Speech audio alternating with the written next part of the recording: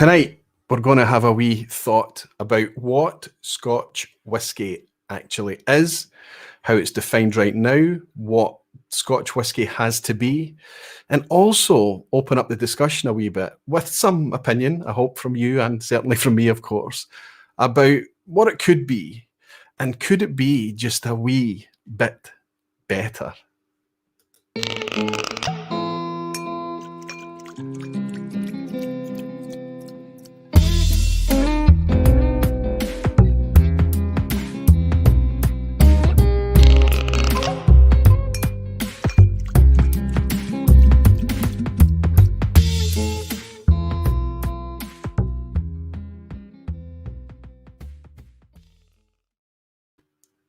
Hello, whiskey folk. Hello, welcome to what I hope could be a little bit more kind of calm and easier for me to manage vPub tonight. Wonderful to see so many of you again, as always. It's fantastic to have your support. If you're tuning into the vPub and you're thinking that you've clicked on this video and you've seen the title that says, "What is Scotch Whisky?" and you think it might be a quick and easy thing to digest, this is a live stream. Most of it is about being here to participate and hang out with the other whiskey folk and barflies in the chat here and be part of the live, or perhaps pick up kind of long tail, long form as a podcast style.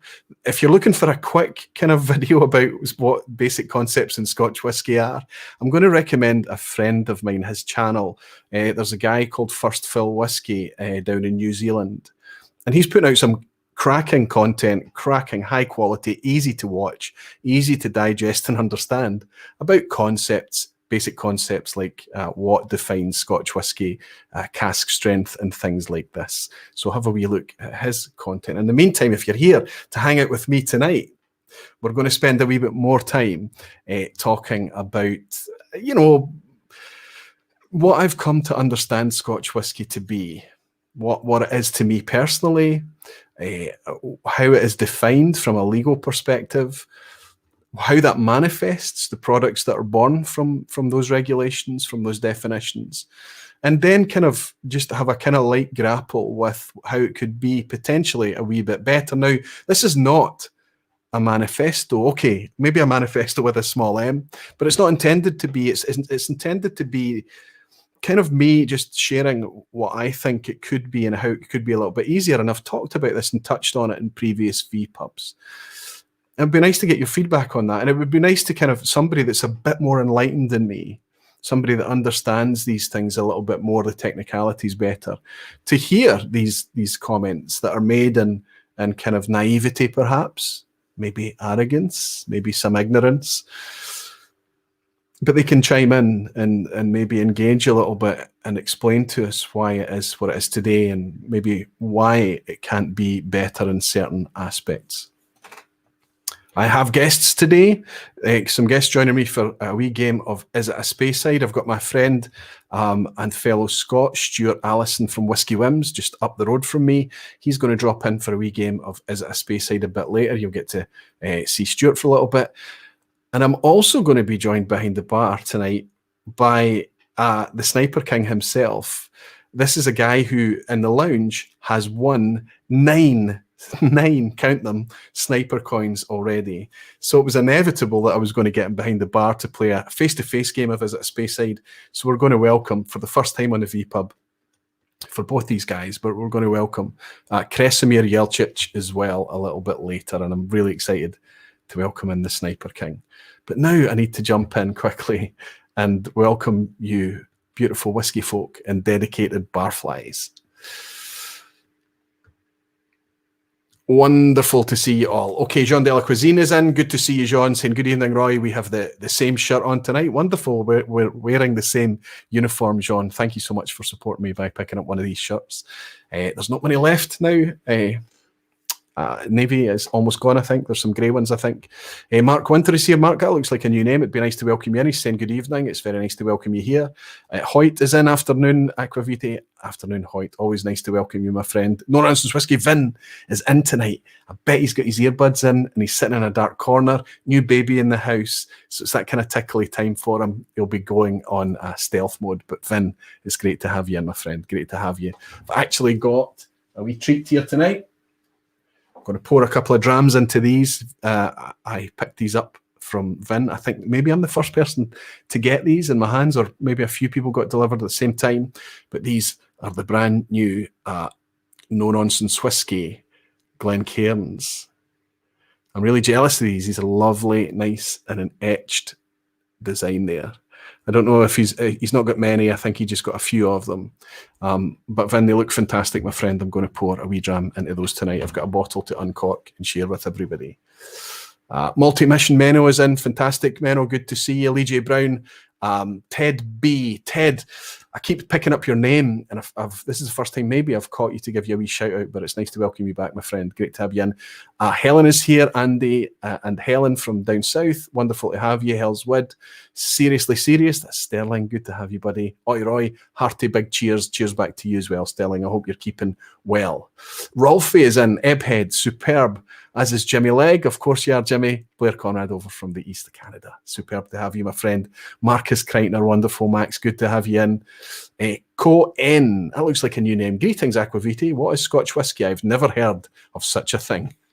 Well, Co-N, I'm not suggesting that I'm going to be able to switch on all the lights for you, but stay a while. I'm sure you're pulling my leg. Pour yourself a dram and we'll have a wee chat about what it actually means. Rico is in. Hi, guys. Can't make it tonight. See you next time and catch the replay. Have a nice evening. Rico, I know we're going to be welcoming you in on next week's vPub. I just hope I can get the package there to you in time. It was sent out early this morning or earlier today, so you should get it in time. Fingers crossed.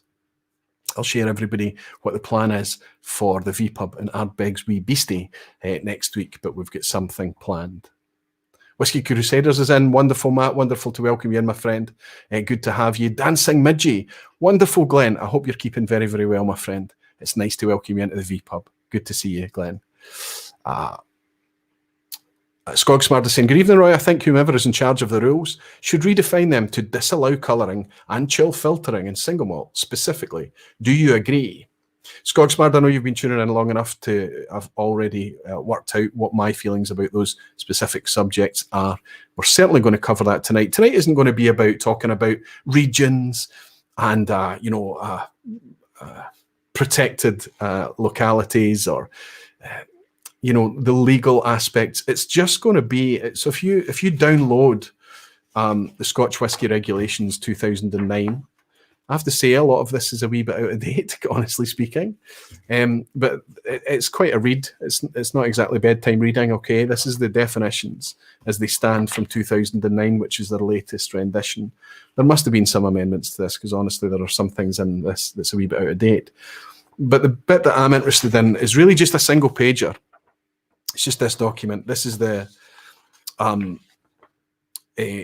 section 3, this is, which is the Scotch Whisky Regulations, definition of Scotch whisky and categories of Scotch whisky. That's kind of where we're going to focus tonight, because as consumers, as enthusiasts, as customers, clients, whatever you want to, however you want to term yourself, as fans of Scotch whisky, as we interact, it's these definitions, it's these categories that we interact with. When we pick up a label, we see a description on there. So this is the definition that tells us exactly what that is. And it does talk about one of those topics that you bring up, Skogsmart. It does mention it. It doesn't mention the other one. Spawn Freak, that looks like a new name. He's saying, ahoy, hoy, good to welcome you in. It's nice to have you here, my friend. Lee J. Brown is saying, sent you a package, buddy, but I think I screwed up. Honest. Oh, that's Finn talking to Lee J. Brown. Excellent. John Delacuisine is saying, I picked a bottle of Ben Romack Cask Strength per your recommendation, and it is hands down the best whiskey I've had this year, maybe ever. John, you've obviously got a taste for that kind of funky, slightly sour, quite agricultural / industrial kind of, it's difficult to pin down type note that exists in that whiskey. But as you can see from my bottle from last week, I get through it as well, and I love it very much. But it's great to hear that you're enjoying it as well. That's what it's all about. Greg's Whiskey Garies forgot to mention the one wish of mine, not a new regulations, but a wish. Every single core range whiskey to have a 5 or 10 CL sample to try before you buy. How about that? Trying before you buy is a wonderful concept. Duty free is great for that. Your local specialist retailer is a wonderful place to do those kind of things. If you started to ship 5 CL bottles as samples with, I think it would just encourage a lot of people to keep their bottles sealed, because they've tried it. And then if they do that, they drink the sample to themselves, the bottle stays sealed and a lot less gets shared. But I don't know. I think there are times when that is a good idea, honestly speaking, Greg. Kilco O'Brien is here saying, I'm here now and I need some whiskey as per usual. I'm going to tell you what I've got in my glass here just now. I picked it absolutely on purpose for what we're going to talk about tonight.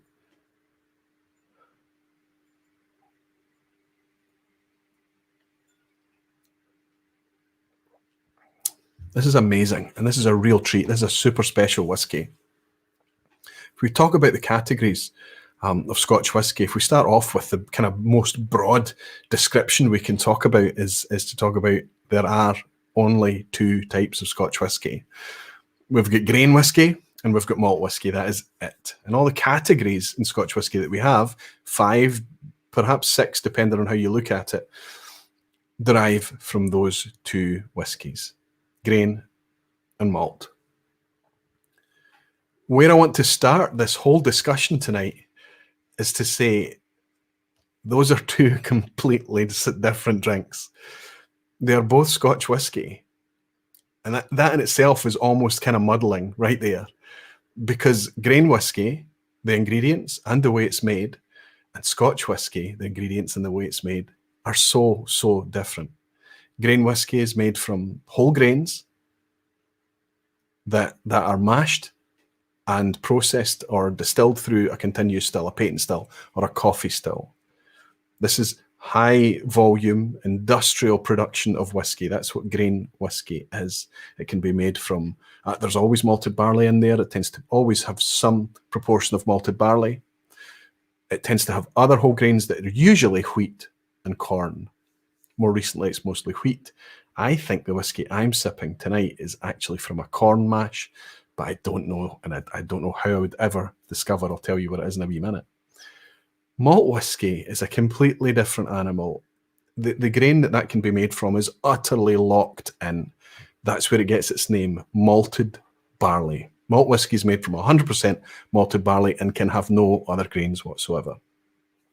It also has to be made in a small batch or smaller batch, let's say, a batch process. Let's not talk about the scale. Let's talk about the fact that it's a batch process that's made in copper pot stills.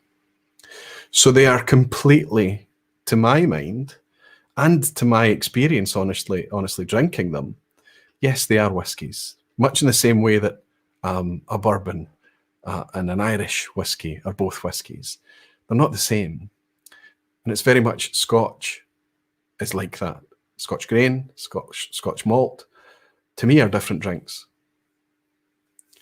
I don't know if you would agree, if you see them both and it's through the same kind of perspective, or if you see them as different drinks. I certainly do. I've missed a super chat from, it looks like from my friend Matt at Whiskey Crusaders. You star, Roy, good to get to join today. Cannot wait to see you in the virtual events on Saturday. Slantia, thank you for your prompt. I mentioned it on the last vPub when we went live, but there's no Bastards Ball at the Whiskey Tribe event in Texas this year because of the global pandemic, the situation that we're facing. We're doing a virtual session.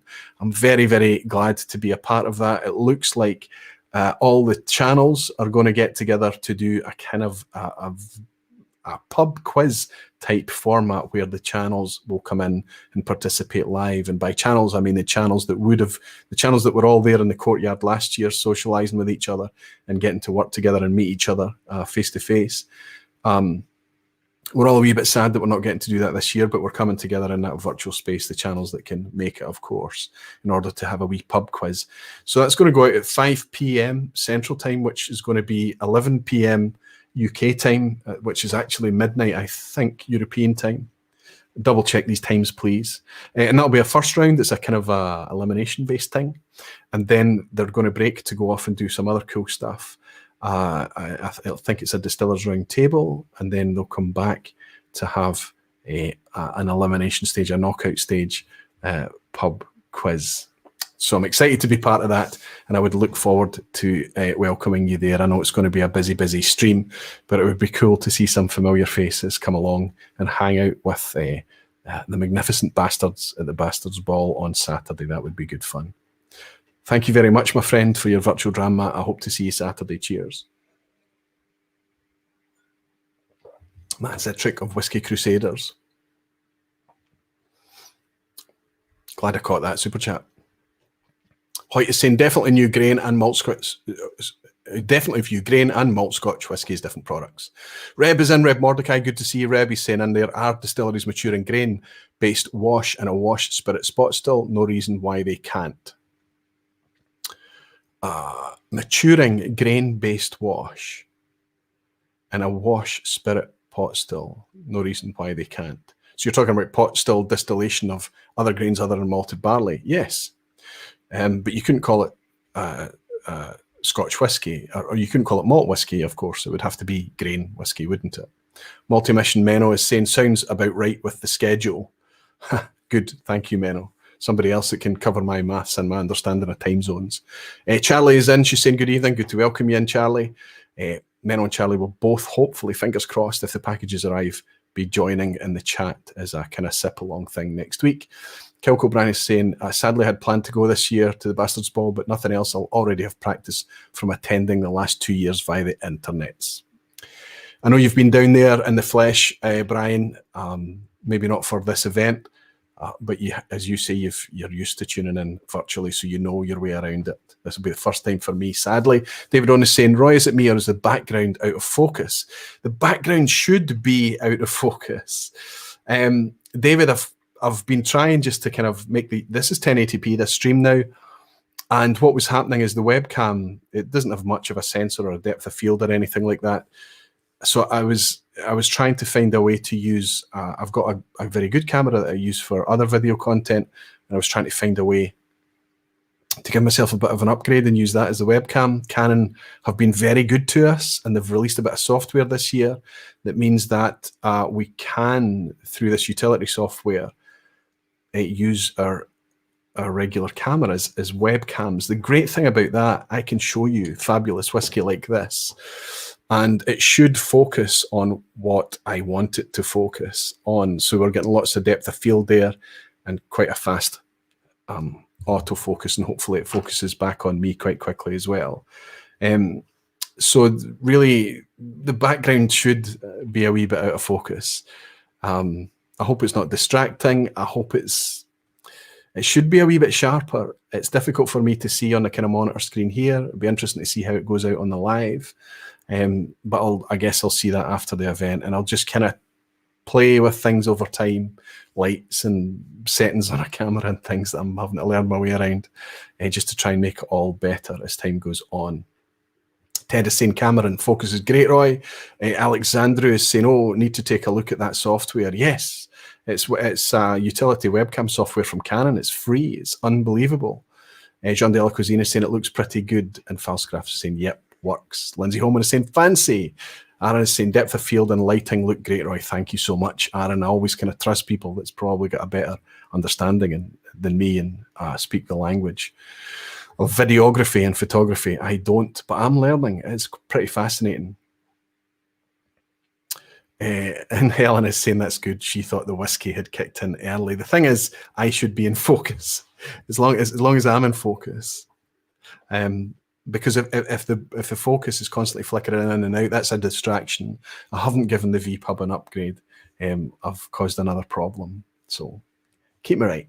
Graham Fraser is saying Aquaviti, how good 30 or 40-year-old grain whiskies can be with that age. Not sure if that's down to good wood. I'm gonna say, Graham, I doubt it.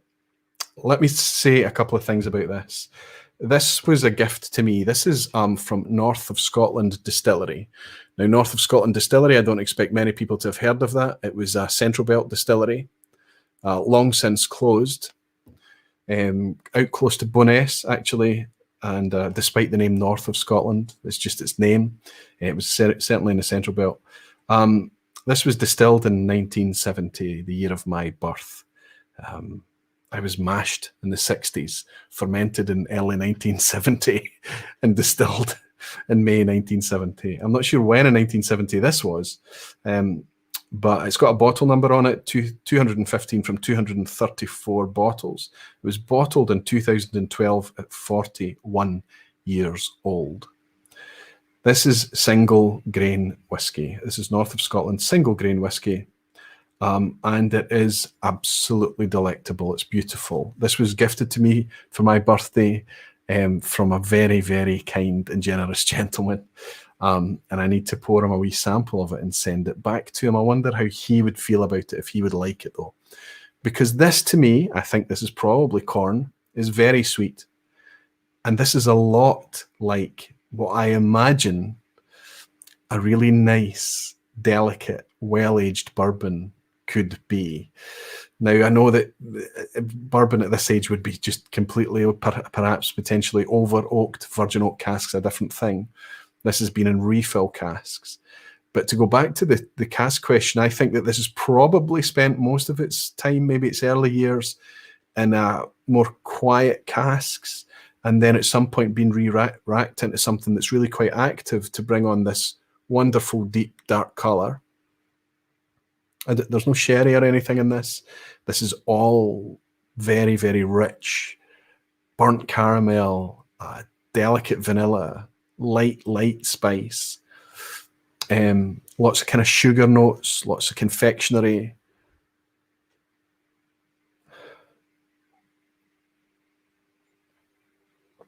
But the opening salvo, my dram tonight, is a 41-year-old grain. I haven't had any spicy food or anything particularly savoury today. In the past, I've been suffering from tired palate syndrome. It's interesting, Ralphie's video this week was really good on palate fatigue. As soon as I saw that that was a subject, I clicked on it straight away, because we all suffer from it. Some nights the whiskey is alive and communicating with us, and other times everything's tasting a bit mashed together and flat. And that's not the whiskey. It's genuinely, most of the time, always me, always us, isn't it, that causes that kind of problem. Danny says, sounds great. It is great. It's very, very good. It's like a light bourbon. So imagine, what's my experience of kind of light, delicate bourbons? Maybe like Thomas Elmer Tea Lee, the Elmer Tea Lee he gave me. That's quite a nice, light, delicious, take your time with bourbon to me. I'm not saying it's like that, but there are elements that remind me of that. And when you think about it, it makes a lot of sense. Grain whiskey is kind of Scotch's take on bourbon. It's made from mixed grains, mixed whole grains, corn, wheat, etc. Like bourbon, and some barley as well, like bourbon. And okay, it's aged differently. It's aged in refill casks. It's aged in, sometimes the casks have been filled quite a few times. It's because most of the time, often it'll be just being put in those casks just to reach the legal age of 3 years.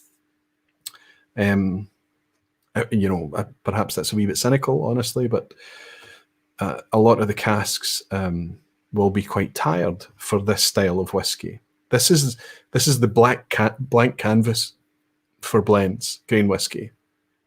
So they're using that grain whiskey because it's so delicate, because it's produced through a continuous still. It takes on a lot of the characters and flavors from the cask much easier than a malt, certainly a more robust malt. So it's used as the base for most blends. Now, most blends have way more than 50% grain whiskey in there, and then they use malts on top as the flavorings. So this is what we have here without any malt added. 41 years matured in oak, and we have this. And it's dreamy. It is not, and I don't think it ever will be, my favourite style of Scotch whisky, because if I was given this blind, I don't think I would even pick it out as Scotch whisky, honestly.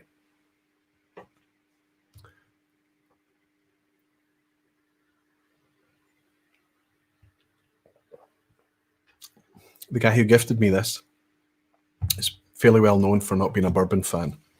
I wonder how he would feel about this. Maybe this would be his stepping stone, his gateway into enjoying bourbons. You never know. Greg is saying, Aguavite, there are some sensational single grains bottled by indie bottlers. Sometimes got one I reviewed quickly recently at Carsbridge, 41-year-old matured in 5 sherry butts. Love Caledonian too. There are lots of fantastic and often very, very good value, given the age versus malt, of single grain whiskies out there, from Cameron Bridge, from Port Dundas, closed distilleries like Port Dundas, north of Scotland, that are much more affordable than their malt counterparts, and can be very, very delicious. Perhaps your best chance of getting a 35, 30, 40-year-old whiskey to have at home to share and with friends and having special occasions is probably going to be a grain whiskey in terms of cost, honestly. But when you enjoy grain, when you start to drink grain, you will work out quite quickly that it's very, very different. There's a comment that came out from Falsgraf before we even went live tonight, and this in this one wee sentence sums up kind of what I'm getting at. He said, Scotch whisky is right now the best and in most part highest quality spirit drink I know. This is Falsgraf's opinion. And whatever develops, I hope it will remain that. Cheers. That's kind of, in that one sentence, Falsgraf, thank you very much, sums up exactly the spirit of this whole thing, this whole vPub theme tonight. The whole whiskey world is still enjoying, despite the recent challenges, a bit of a boom. Lots of interest, lots of people engaging with it. Lots of countries are making product right now. Really good product, really interesting product. Lots of quantity of product. Look at what's happening in the States with their bourbon and all their other genres of whiskey, such as rye, American single malts. Lots of experimental things. There is a lot of whiskey out there.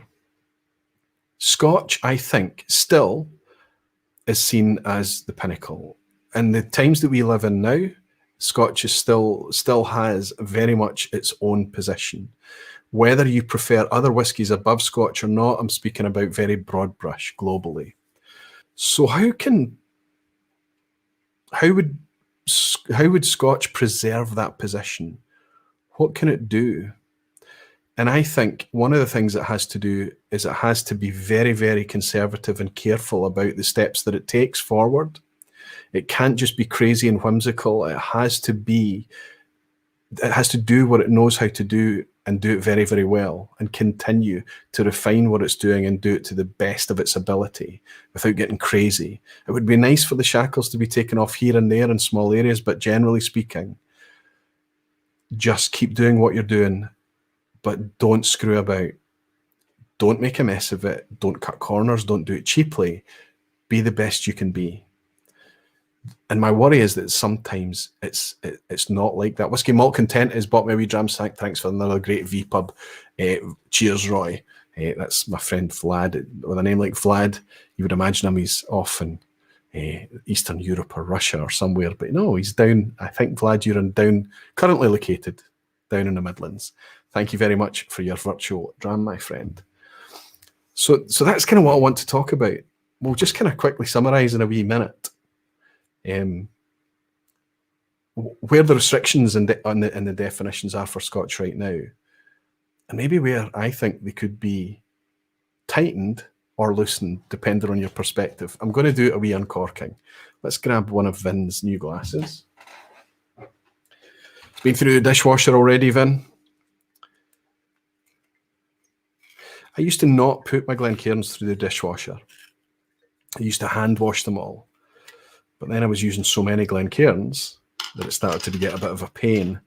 And I realized that, try as I might, as long as you ventilate the dishwasher afterwards, you let it naturally dry, and then you leave the glasses out to dry, there's no dishwasher taint, I find.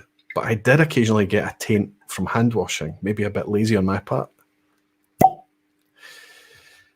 And I did notice that sometimes when you're studying the glass, how it would cling to the side and run down and give you those nice legs and give you a clue about the whiskey's body and viscosity and texture.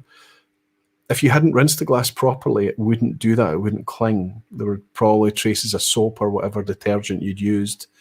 I've kind of just wholeheartedly gone down the dishwasher route right now. This is a whiskey I've never tried before. This is a kind of step on. I've gone from a single grain here to, well, this is still single grain. But it's interesting. Let me show you what this is. I bought this by mistake. I bought this because on Amazon it was described as the Tweeddale blend, But this is in fact the Tweeddale Grain of Truth single grain Scotch whisky. Alistair Day is responsible for this whisky. He was on the show talking about Rassie a few months back. And this is the one that I bought to talk about blends because it's 46% ABV. I do think it says unchill filtered and natural colour. It does. It says on the back, non-chill filtered and caramel free. I'm going to make the most of my new super fast focus on the camera here. Can you read that? It does say non-chill filtered and caramel free right about there. Interesting stuff. And this is interesting because it uses 50% barley and 50% wheat. It tells us on the back label what the mash bill is for this particular whiskey, which I think is interesting in itself. Oh, okay, that's really a surprise straight away. I didn't expect that. So there's a kind of, there's a bit of weight to this. There's quite a almost pungent, savoury. So I've gone from that super sweet grain to something that's really quite inviting and meaty immediately. Not high on ABV. It's still quite soft and easy.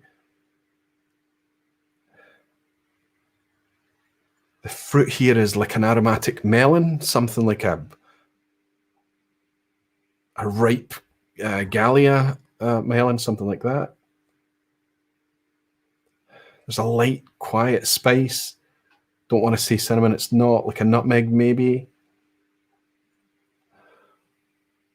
Just popped, just open, neck pour. Cheers.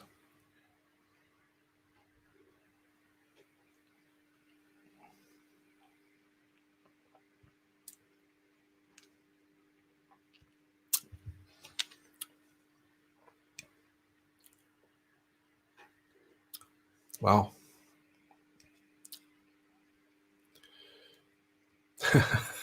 So there I go. I've just been talking about how for me it's a completely different drink. But I think what we've got here is because of the 50% malted barley, this is starting to become a different thing. This is still single grain, despite that malted barley in there, because it's been produced in a continuous still. But that barley is adding so much extra flavour. It's not as weighty as I imagined it. I thought it was going to be quite heavy and full-bodied, but it's kind of a medium-bodied experience. It developed very quickly through the savoury and sweet onto a lovely spice on the finish. Lots of grip on the palate, longer finish. This is really nice. I don't remember how I paid for this because, like I say, it was described as a mistake. I think it was about £35–40, something of that order. So it's not a cheap whiskey. But immediately I'm excited to have this. I'm excited to own this. This is an interesting whiskey. No age on it, no age statement. I don't know if there's any mention of aging on the back. Grain of Truth challenges current Scotch whisky convention. Our aspiration is to prove grain whisky can be truly exceptional. For decades, our industry has focused purely on malt whisky. But the truth is, single grain Scotch whisky can be every bit as good. In fact, we believe that grain whisky made to be drunk as a single grain is as complex and desirable as a single malt, drawing upon our 19th century blending heritage. You might remember the book that Alistair shared with us when he was on. Grain of Truth is an uncommon composition of 50% wheat and 50% barley from one distillery, matured in bourbon barrels, finished in Oloroso sherry casks, creating a rich and complex single grain whisky. And it is nice, very nice.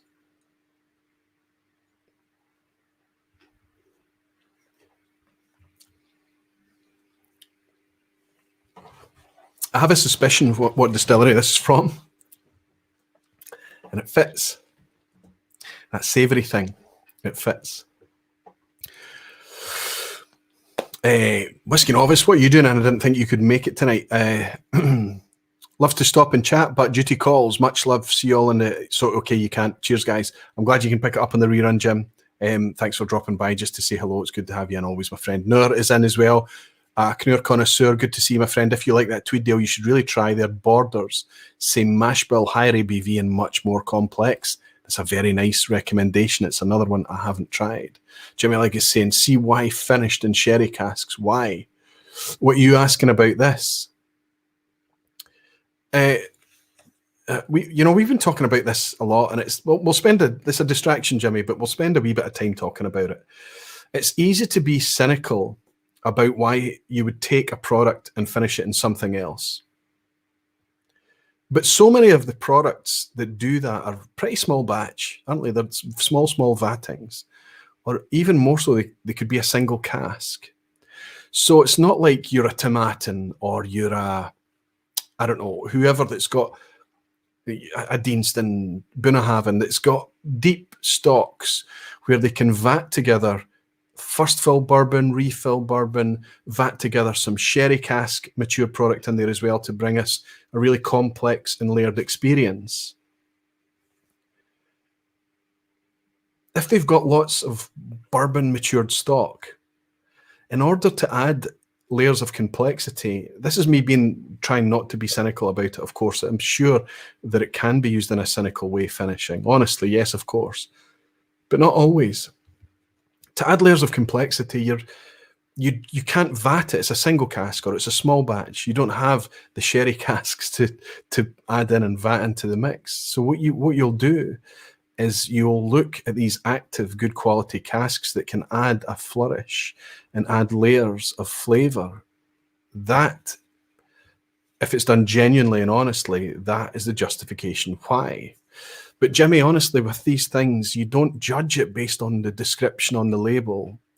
We, as a community, we get together and we know when something smells of being played with, or, you can't polish a turd. If something's going to be, sometimes not all whiskey can be rescued, not even by really good quality casks and finishing. But as a community, we get together and we talk about when things like that are done successfully, and we don't care if it's finished or not. If it's a good whiskey that we're all enjoying, it doesn't matter. It's something that's been done successfully. Anyway, that's just a kind of, it's not always how I think that genuinely it is done, cynically oftentimes. Sometimes not cynically, sometimes it's done for a genuine reason. They think it's going to be good and it doesn't work out. It just goes to pot and it doesn't work out very well at all. And then they're left with the situation where they have to try and do something even crazier with it again, or maybe give it up to just a lost experiment and blend it out. It doesn't always work. I noticed somebody in Whiskey 101 was in. Yeah, good to see my friend. He's saying, the grain options are so enjoyable. I just ordered the Hedonism. That's the Felicitas Hedonism, and it's in the post. Can't wait for it to arrive and crack it. I've not tried the Felicitas. I have tried a couple of Hedonisms. My first ever video had Hedonism in it in a blind lineup, and it was grain whiskey was the subject of that video. I'm a fan of Hedonism, honestly. It's light, it's very easy to drink, and sometimes I think you need to sip it in contrast with something to show that it can have layers of complexity and interest in it, because it's so easy to drink on its own in isolation. But when you do sip it in contrast, as that first ever video might actually prove, it is wonderful. It's a wee bit pricey. I was going to buy it for tonight, but I spent too much money on... We're getting in that time of year where the special releases and everything are coming out. All these limited editions are coming out, and it's just every day is like, oh no. So you need to be careful about where the money's going to go. And I backed off. I didn't buy it because I had some grains that were more than enough to get me by tonight. I'm enjoying this, Jimmy, and I think that I know you're a malt fan, and I know that you like the heavier, more full-bodied malts. I know that you like Islay and Campbelltown. But I think that this might hold a wee bit of interest for you.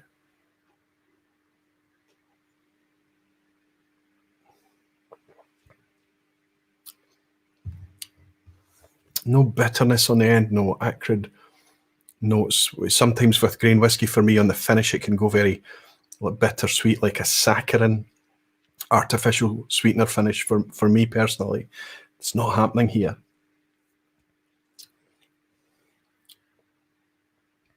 Something that marks out different from malt, sure.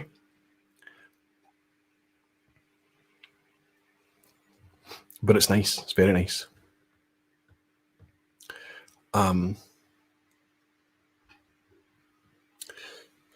So where do you go on from grain? We don't. We're all very comfortable in the bubble of malt. We've got our grain whiskey there. It's a bit cheaper, especially mature stuff.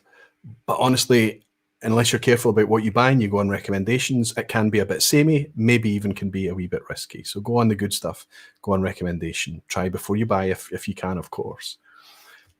And then you've got malt, which is the place that we're very, very comfortable walking around in. The variation that's available to us, the diversity that's out there in malt whiskey, Scotch malt whiskey, just Scotch malt whiskey, without stepping outside of that one country's production. The diversity is quite incredible. It's endless. It's almost endless, honestly. That's where whiskey is exciting. Malt whiskey is a category. If you mix those two categories, you've got blended Scotch. So you've got malt, grain, mix them together in any number from any distilleries, and you've got a blended Scotch. If you take two malts and blend them together, you've got blended malt. And surprise, surprise, if you take two grains, blend them together, you've got a blended grain. There's not a lot of blended grain out there. Even this one here that's in front of me just now is a single grain, it says on the label. But hedonism, as an example, is a blended grain whiskey. They do exist out there, but it's probably the lesser spotted variety of Scotch, honestly speaking. There is a potential sixth category there, and that is if a distillery such as Loch Lomond has the capability to make something from a continuous still and malt whiskey from a pot still, and then blend them together. There you've got what's blended Scotch whiskey, but it's also a single blend because it's from a single location. So we've got 5/6 categories of Scotch, all made from malt and grain. That's how they've come about. And, you know, I would read this out to you, but it would make for some dull reading, I think. But it starts off by saying in these regulations, Scotch whisky means a whisky produced in Scotland. There's lots of talk and chatter and things in the comments about Scotch whisky being produced outside of Scotland, basically taking exactly as a blueprint the Scotch malt whisky style and making it somewhere else and making a Scotch. That's exactly what everybody should be trying to avoid. We should not be able to make Canadian whisky in Scotland, bourbon whisky in Scotland, Japanese whisky in Scotland. And Japan, Canada, and America should not be able to make Scotch whisky. That's not what tonight's about. It's not about discussing that. It's just obvious to me. It's just very, very clear. But there are some things that I think should be. Imagine that one day the story breaks, and in these days of social media, that the word gets out that this natural traditional product that we have in Scotland isn't what it seems. That some things in this beautiful malt whiskey that's revered the world around has things taken away from it before it's bottled, and it has things added to it before it's bottled. There was a time when that was common practice and nobody really cared. That's the legacy of whiskey, honestly. That's blends forever and a day. That's not where we are today. That's not the modern way of thinking. If you market something, if you suggest it's natural and traditional, it's going to have to be natural and traditional. The expectation is not that it's had things taken away and not that it's had things added. Here's my suggestion. Blended whiskey, please continue to colour it if you really, really need to. I would prefer you didn't, but I understand what you're doing. It's a mass market product. You might want to preserve its clarity on a cold shelf and transport. You might want to preserve its clarity when it's poured over ice or used in a cocktail. So yes, there's an argument there that you might go through the extra step of adding extra cost, by the way, in order to chill filter it. But I don't think there's any excuse for doing that to malt whiskey.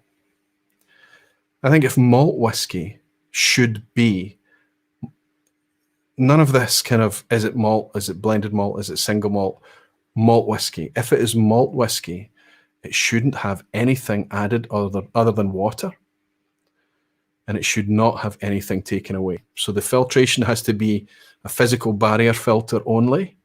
It cannot be artificially reduced in temperature in order to solidify fats and oils and force through a fine mesh filter in order to extract out all those oils, because of people being worried potentially about a wee bit of Scotch mist. Let's see if there's any clouding happens in this. The water I've poured for myself tonight was cold when I poured it. I don't know if it is now. We'll give that a good wee scoosh in there at 46%. I'm sure it will be quite happy to take a wee bit of water.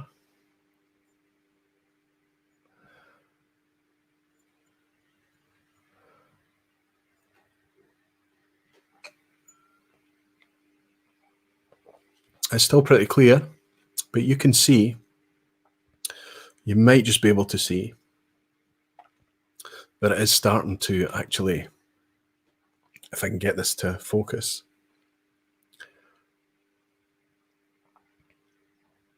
it's starting just to get a wee bit cloudy. Now, if I leave it sitting there, it might cloud up a wee bit more. As Ralphie would call it, Scotch mist. And that's the cooler water, the cooler temperature in there, helping for those fats and oils to clump together and cloud up a little bit. Ralph, in his most recent video, mentioned that he likes his whiskey to get the colour of diluted milk. So he's actually quite excited when he sees the cloudiness of the whiskey. Certainly, it's something that I've learned very, very quickly not to be put off by at all. It's just another interesting factor of malt whiskey. Now, I know what a lot of you in the chat going to be saying. You're going to be thinking, okay, this is going to gateway customers. This is going to people that are coming into the category, or people that aren't enthusiasts, or people that are not potentially educated as to what chill filtration and all of this nonsense is. I don't care. People are not stupid. Don't pretend that they are. If you make a decision that malt whiskey is going to be natural and traditional, and it goes on the shelf, people will very, very quickly learn that malt whiskey can cloud. And you can teach people very quickly, especially in modern times, that clouding is welcome because it's testament to its natural state. You're going to talk to him about ABV as well, but Roy, we need to bring it down below 46% because ABV is that single biggest barrier of entry into the Scotch whisky category, or any whisky category. And yes, I accept that. I'm not suggesting that you need to keep it up above 45.7, 46+%.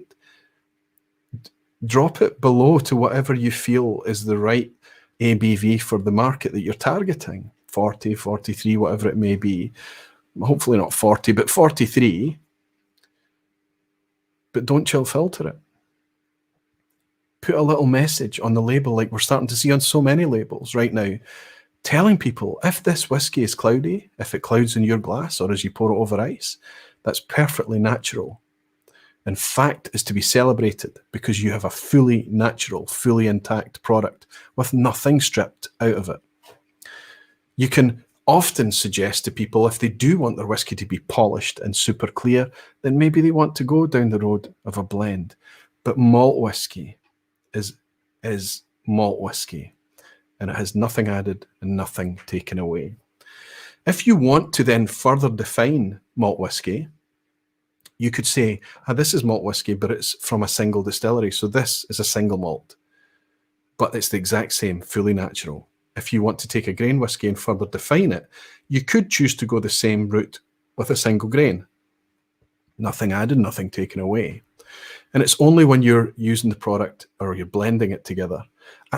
I'm prepared to debate the grain side of things, honestly, because I do see it as a completely different product.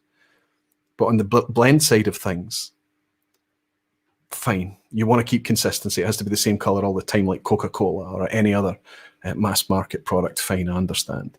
You want to bring it down to 40%, fine, understand. And you want a chill filter and have people not having it cloud up, fine. But give malt whiskey the status it should have. Leave it alone.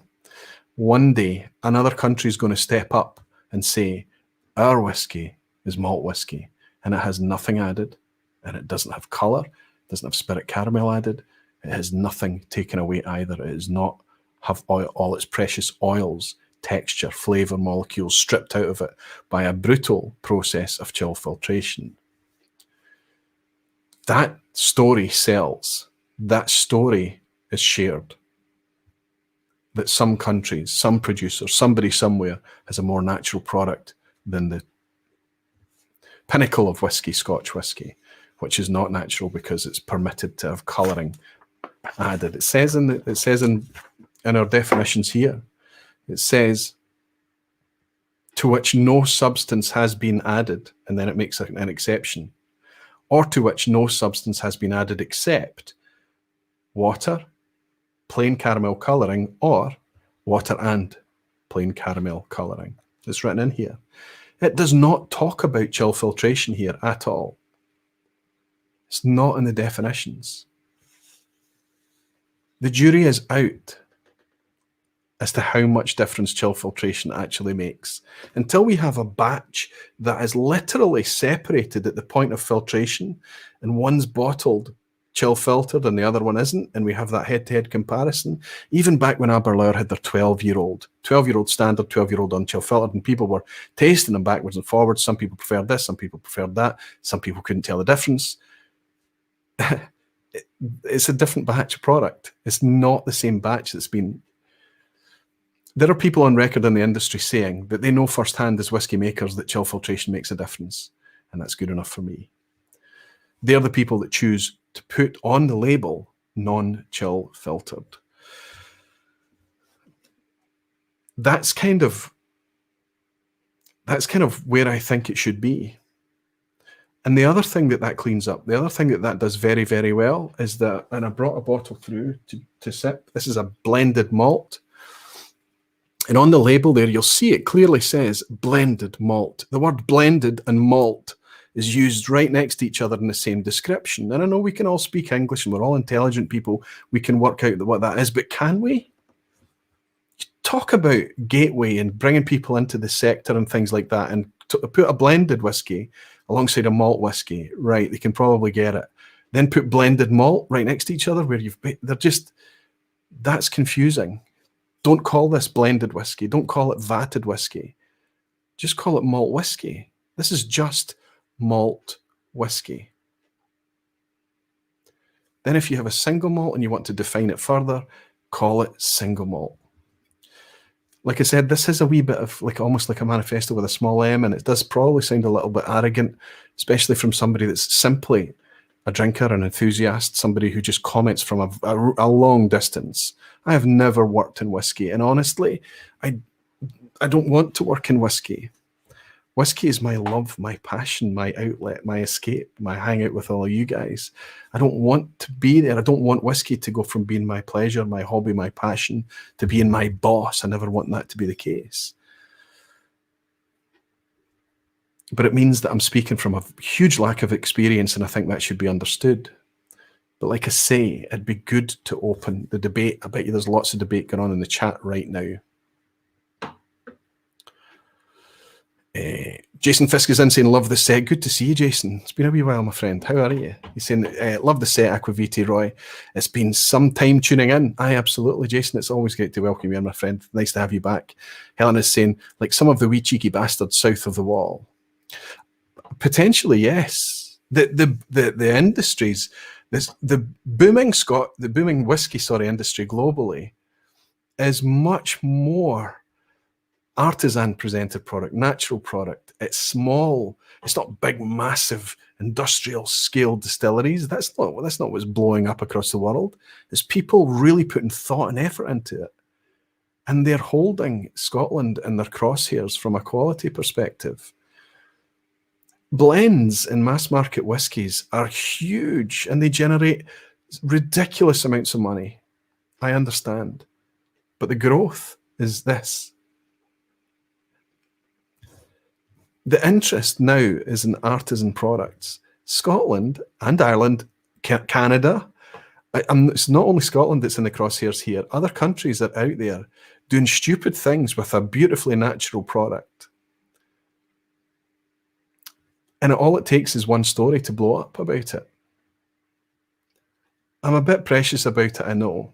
But you've heard me say, there is no nutrition in this. There's no carbohydrate. There's not specifically that much in the way of vitamins, or we don't consume it for sustenance. This is only here to connect with our primary senses, our sense of smell, sight, our sense of taste, our feelings. It connects with all our primary senses and just reminds us of what it is to be alive. That's what it's here to do. It's our job as guardians of this amazing creation to make it as good as it can bloody well be. And I think that Scotland are doing that, but there's still a wee bit of room for improvement. Pete Ed is saying, good to see Pete Ed. He's saying there is some soul nutrition in that glass. John Dela Cuisine is, stop, you're making me cry. Canur Connoisseur is saying also a lot of calories. Calories, I think there's in a dram, you're talking somewhere between 50 and 80 calories. There are calories in it, but I think if it's a calorie thing that you're worried about, you're probably better off sitting with a nice dram of an evening than a few beers. There's wines is heavy in calories. Other spirits tend to encourage the addition of lots of calories in order to have them be drunk, whereas whiskey, all genres of whiskey often encourage consumption neat. I'm not suggesting that it's some kind of health elixir, but there are things that's a lot worse than it from a health perspective, especially when we're drinking it like this in such small amounts. And one pour in a glass can last you the whole evening on the sofa, right? It's just, that's kind of still enjoying drinking, tasting, the consumption of alcohol, but in a much slower, more considered way. Dirty Dog Aquaviti, that's a new name, Dirty Dog, nice name. Shouldn't the whiskey industry take note to what has happened in the US with the beer industry? Craft beer has exploded. US craft whiskey is now paying attention. Beer should look. We've got a product in Europe, Brewdog. It's a Scottish company.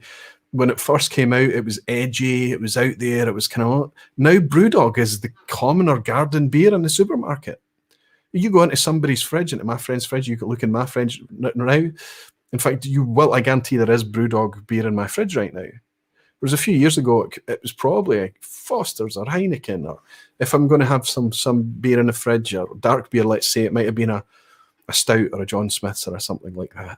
But now there's so much more people putting craft beer, not just going out and pursuing craft beer as a passionate hobby. I'm speaking about mass market consumption of it. Brewdog is huge now, and that's true globally for beer brands. I think, honestly, everybody runs the risk of suddenly being seen as being the poor, cheap neighbour. I do not want Scotch to be viewed like that, the cheap, thin, watery, bulk crap. That has so much more to offer. It's going to be interesting to see how things are going forward, because blends have not grown the way that people predicted. The capacity that's been built into Scotch whisky, Irish whisky, global whisky, honestly, for bulk markets isn't being fully realised. So the capacity's been building over and over the years. So I think that there's going to be a forced shift of focus to much more crafted, thoughtful releases coming out there. And hopefully a lot of that is going to service us as malt enthusiasts, for example, or let's say premium or good quality natural whiskey enthusiasts. It's going to be interesting to see where it all goes in the coming years. Jimmy Legacy in baseball and whiskey and my sofa are a beautiful combination, nuanced and complicated. Multi-mission Menno saying, might it be that the strict classification might have something to do with the historical debate whether grain whiskey was whiskey at all?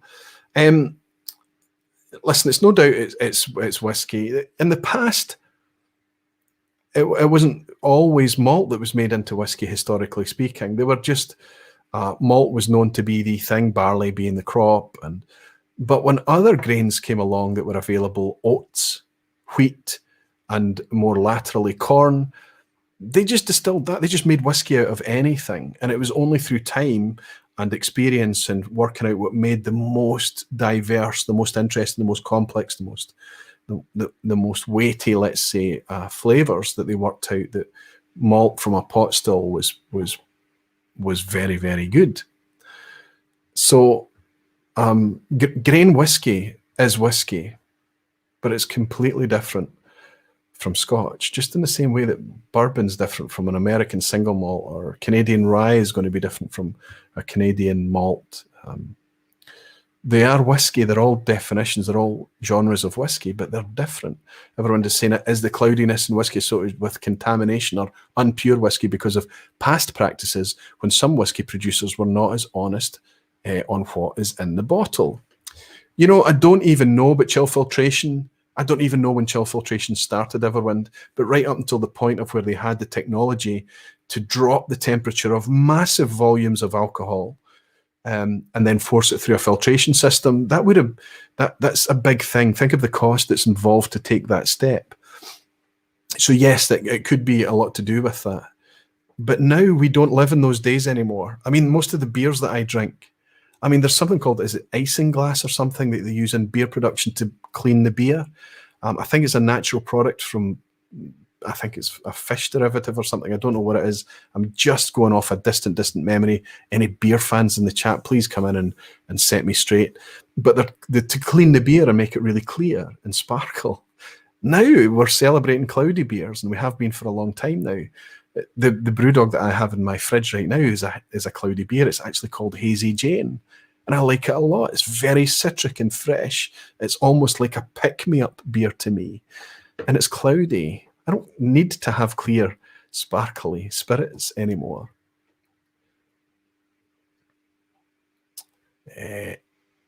Shane is in. Shane Lee's in is saying fish scales. I think that's what the filtration as well.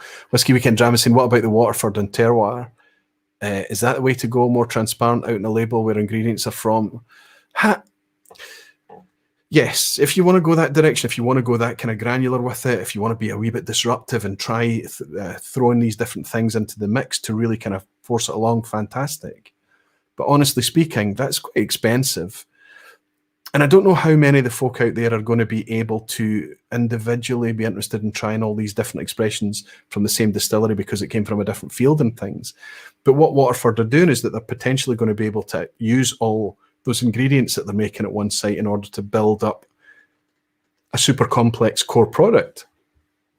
I think that's what the long-term plan is there.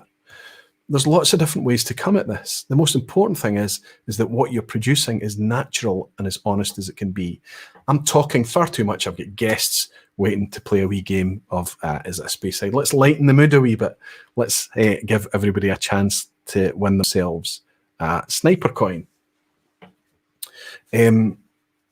Anybody that's played this game before will know it's just 10 questions, can only be answered yes or no, based on a core range single malt Scotch whisky product. You can play in the chat, you can play in the lounge alongside the whisky folk, the barflies in the lounge, and play along. All you're trying to do is be the first to guess the core range product that the opponent or whoever's playing is trying to guess as well. And if you guess, there was a time that we exchanged drams, but we're kind of backing off from that a wee bit more. We have to be above board and canny about these things. But you can snag yourself a sniper coin. And you can see here, it's a wee Glencairn. If I get it to focus, if I really, really try hard, it's a clear coin. Go on, focus. I'll force it to focus. No, I can't. If I put my hand behind it, there we go.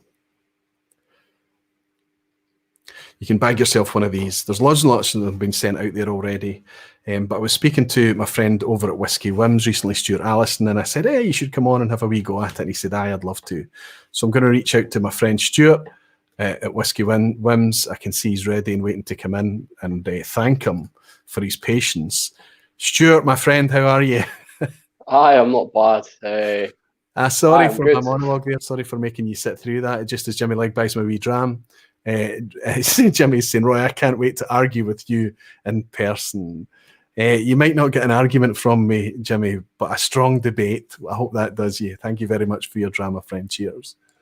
No No, it was an interesting discussion in that, and I was just kind of bricking myself that I was going to have to put some input into it, but I'm just going to play dumb and pretend I don't know anything. No, listen, as long as I'm making sense, because Aye. the thing is that I have to understand that when we're doing these things, I am probably going to drag it down to the jaggy end of the spectrum every time. I'm going to get geeky and things on it and kind of explore the areas that I'm a wee bit ignorant and I don't know. That's fine. But you don't want to kind of isolate folk that are coming into Scotch for the first time, and that's probably what I've been doing tonight. Other vPubs will be a wee bit different, where we'll do kind of funner things.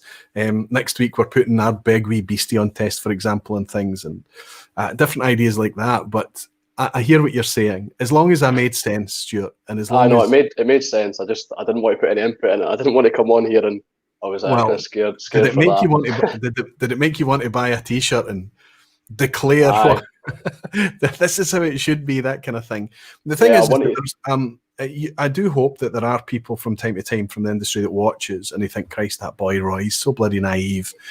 He's not thought about this. He's not thinking about that. He doesn't realise that this is a thing, and maybe talking about trade deals and definitions. And it would be a perfect world if we could just have non-chill filtered and no added colouring, but I suppose there is a market for it and it has to be there. So. Well, that's why I want to kind of just give up, kind of saying, okay, I understand that blends, it's going to be like that, but preserve the malt. And there's also an argument that single grain, if single grain is going to be something that we focus purely on quality and producing for it to be sold as single grain at the end of the day, to make it as good as it can be, there's an argument that that should be preserved as well. Amy has bought me, Amy Woody, Amy in the States. Amy, you're a star. Thanks so much for joining. She's bought me a dram and she said, I don't play so others can win. Good for you. Good for you. Stuart, you've been wanting to come on and have a wee go at this for a wee while now. I'm glad to welcome you on. It's nice to have you behind the bar at the vPub. You've got a great wee channel there on YouTube. It's doing quite well now, isn't it? It's not too bad. Going steady. I mean, every time someone asked me why I started it, it was pretty much an excuse so I could drink during the day and the missus wouldn't be able to get on at me. So that's well, I know that you do. It's one of the things I was going to ask you, because I know that you do work shifts, and I know that means that because shifts, you're offshore a lot of the time. It means that you come home and you're spending significant days at home.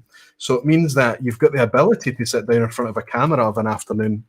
Yeah, I mean, my quality should probably be a lot better, the content for all that time that I've got off, but I seem to manage to just fill my time sitting on the couch playing with the cat and dog. So listen, it's there's never enough time to do all the nothing you want, right? That's it, exactly.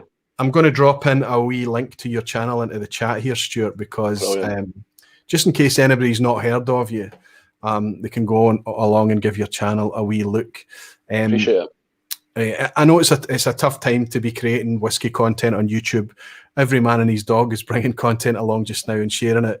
But I think you and I have talked about this, that it's not always just about let's get thousands of subscribers and things. We're meeting fabulous people. We're sharing our passion in a way that we weren't able to do years ago. It's a good thing to do. But anybody starting on YouTube now, unless you've got a super slick strategy or something in place, do it for the passion first and foremost. And Stuart, that comes across. I've met you as well, and I know you absolutely love the brown liquid, don't you? I think I just love drinking in general. Well, if you're going to drink in general, drink the good stuff, right? That's it, exactly. Are you ready for a wee game of Visit a Speyside? I am ready as ever could be. Okay, I'm going to ask you, have I to ask you or are you asking me? I think you have to ask me. Yes, you have to ask me. Okay, so the pressure's on me then. I've got to try and guess what the dram is, okay? Aye, as long as the pressure's on you. Okay, no problem. So that means, Stuart, that you have to have on hand, just out a shot, I don't know what it is, you've got a bottle of a single malt Scotch whisky that's core range and widely available. So everybody would recognise it and know what it is. Yes? Yes. And I've got 10 questions, yes or no answers only, in order to try and guess. Okay, and anybody that's playing in the chat, they're already guessing. So if it's a Fettercairn 12, a Blair Athol 12, a Kilkerran 12, a Glengoyne 12, you can see that the lounge they're already playing, they're already throwing the guesses out there. My moderators who are usually looking after me, Steve A's often in, McAlpine and Rare Doc is in tonight, Alistair Gray, Whiskey Jason, whoever's there to pick up who guesses first in the chat, they also win themselves a sniper coin, and Stuart, you're playing to win yourself one as well. Okay, let me ask away. Let's start the game. We used to have a timer, Stuart, but I've kind of enjoyed not having a timer. It just means that we can chat a wee bit more. Let's go. Stuart, is it a Speyside? It is not a Speyside. Okay. Is it a Highland? Can I lie? I would rather you didn't lie. It is a Highland, yes. Okay. I'm going to ask you then, if we imagine Dalwhinnie being kind of the middle of the Highland region, right in the centre, right in the kind of centre point, is it north of Dalwhinnie? Oh, God damn it, that's a good question. It is north, yes. Okay. Is it mainland? Yeah, it's mainland. Although, I mean, my geography's terrible, so... Right, it's north of Dalwhinnie and it's mainland. Is it from one of the big four, that is Diageo, Pernod Ricard, Chivas, Edrington, or Grant's? It is neither of them. None of them. Okay, it's none of those guys.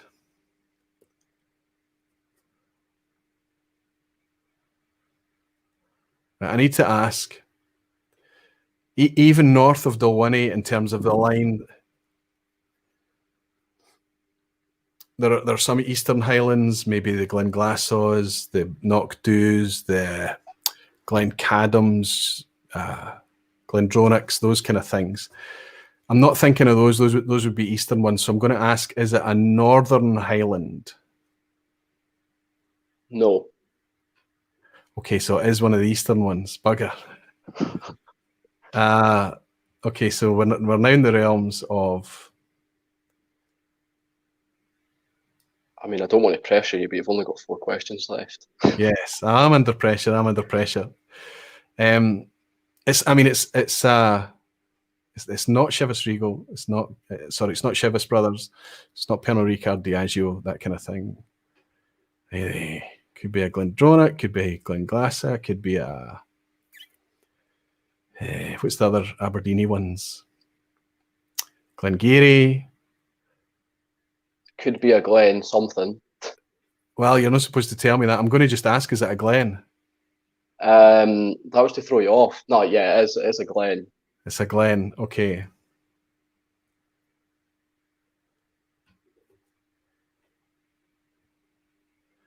Is it a Glenglassaugh? It is. So we're down to 3 now. We've got. They also have a revival, the same as Glendronach. They have a Torfa peated. Damn, and they have another one. They have 4. In fact, they have 5. But I mean, well, if it's the 4th, then you've snagged me because I can't. I don't. What's Torfa, revival, and evolution? Okay, that's the only 3 core range that I'm aware of. I don't know of any age stated product. Yeah. Have I mentioned it? Yes. Luckily. Is it Glenglassaugh Evolution? Oh, yeah, it is. It was like pulling teeth. I was going to pick the Glenglassaugh 30-year-old is actually part of their core range, and I was going to pick that. 30-year-old, Jesus. But I didn't think that was accessible because it's like £300. It's I wouldn't say that's accessible, so I went for their non-age statement, the Evolution. I actually really enjoy that dram. Oh, it's brilliant. It's a good whiskey. My friend Craig Dollier, I don't know if he's watching here tonight. The 2 of us often drink together. He brought a bottle of that over one night, gave it to me blind. I was thoroughly enjoying it, really impressed. I seem to remember when it first came out. I think it's got better over time. Evolution, interesting play on it. Yeah. That wasn't intentional, but I think it has got better over time. And you're enjoying it as well, are you? Yeah, I mean, you cannot I mean, you can't really complain at a core range whiskey, non-chill filtered, natural colour, just like what we're talking about. One of the reasons I picked it, and 50% ABV. I mean, it's what a single malt Scotch core range whiskey should be. Yeah. And again, if we're talking about the age statement thing, I never even touched on that. Okay, I understand that there are times that you might not want to put an age statement. It's not representative. You've taken some really nice, mellow old whiskey and added a bit of youth into it with some vibrant young stock. So if you put a 4, 5, 6, 7, 8-year-old age statement on it, it's not kind of representative of the whiskey. But the regulations should allow people to write that on the label, and they should not be penalised for transparency. It's an affront. Definitely. It's an affront to the regulations that needs to stop. Sorry to get on the rant again, buddy. I'm sorry I snatched it from you at the very, very end. But if you'll accept it, I'd love to send you a sniper coin anyway, just for coming on and stepping behind the bar for a wee game. Brilliant. I think definitely someone. I think Whiskey 101 was quick there with it, getting it there. He snagged it, did he? Superb. Well done, Whiskey 101. I'm pretty sure it was him first. Well, hopefully they've worked it out. I've dropped a link in as well. If anybody's interested in hanging out with Stuart for a wee while, seen some of the content that he's putting out there. He doesn't take himself seriously. He likes to have a wee bit of fun as well. Give him a wee sub and things, and hang out with Stuart for a while. And Stuart, the pressure's on you for you to keep bringing content that people are going to want to engage with. I'll always bring content, but whether or not people want to watch, that's I mean, that's up to them. But we only do hopefully our best appeal to someone. Exactly. All right, my friend. Thanks so much for dropping in for a wee game. Unlucky this time, but I'll send the wee coin to you anyway, my friend. And hang around till the end if you can. If you're not on a curfew, stay for the quiz at the end, buddy. I will try. All right. Cheers, buddy. Cheers. Thank you. Good night. Hopefully we'll be able to bring Stuart back in at the end, even if he can just stay for a few questions. Okay, now I'm excited because, there's lots of culture builds up around the channel. These silly wee games that we come up with, names for things, names for people, all the emojis that you see in the chat. Some of these emojis are things that have been created just out of chat in the channel. And this concept, this game came up with producing somebody over in Croatia called Kresimir Jelcic, who became known as the Sniper King. I'm going to welcome him in now so you can actually put a face to the name, the guy who's been absolutely killing it at this game for a long, long time now. Kresimir, my friend, nice to welcome you behind the bar. The Sniper King. How are you? Not bad at all. Hello to you and to all the people in the chat.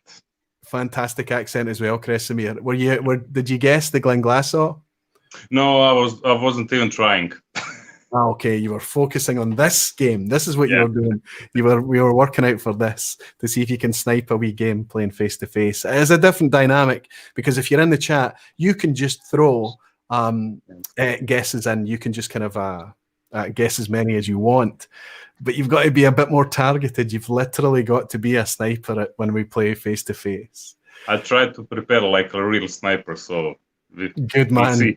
You've been practicing. You've been honing your skills. Absolutely. I know you know a lot of the community. You've been in contact with them. Some sample shares, sample swaps, that kind of thing. But for a lot of those guys, this is the first time that they're actually getting to see. And I tried to catch the comment there as it went past quite quickly. But somebody was complimenting you and saying that you had a handsome face. It was, in fact, Jimmy Legg. There you go. You've got an admirer from Canada already. Thanks a lot, Blair. Thanks. So let me get it right. How many sniper coins have you won so far? I've got 7 at home, and 2 I gave away. 1 to Glenn Irving Murray, Dancing Midgie, and 1 to Greg's Whiskey Guide. Okay, Greg's Whiskey Guide, that was only mailed today. Greg will get it early next week. Glenn should have his. Dancing Midgie should have his. And you've also got 7 at home. So 9 coin. You're actually going for double figures tonight, right? Tonight's coin, it's gonna go to Kinogot, Charlie. I believe he's in Norway. Up in Norway, fantastic. Yeah. So you're playing. You can write it down. That's for her. You're playing for her. Okay. Well, let's hope that you can win it for her, my friend. I need to ask you: are you asking me to answer or ask? I have to justify my reputation, so I'm gonna ask. Wow, fantastic. Thank you so much. Takes a bit of pressure off me. I'm going to pick up, so the bottle I took down there, I put it down the 41-year-old. I'm going to keep this bottle just out of shot. What should I do? What should I do? I've got a choice of two. Okay. I'm going to try this one, and I think this has been very kind because I like Charlie. So, my friend, let's bring in the countdown. I wish you good luck. Thank when you you're very much. ready, ask away. So, same question as you. If we divide Scotland and Dalwhinnie is the center point, is it above Dalwhinnie? No, it is not north of Dalwhinnie. Is it a highland? No. Is it an isla? Yes. So are the distilleries those the one that are close to each other? The Ardbeg, Lagavulin, and Lafroig? Are you asking if it's one of those? Yeah. Yes. Does it start with the letter L? Ooh, yes. You do have a strategy. That's like a mind map you've got mapped out here. My goodness. Is it Lagavulin? Yes. Is it Lagavulin 16? No. 8? No. 12? No. You need to slow down, buddy. You need to slow down. What do they have? 19? No. Buddy, you're on your last shout. You have won. Oh my God. You're on your Hurley. You need to snatch it. Yeah. It's core range. Just a second. The only 19 I can think of is a Fischel.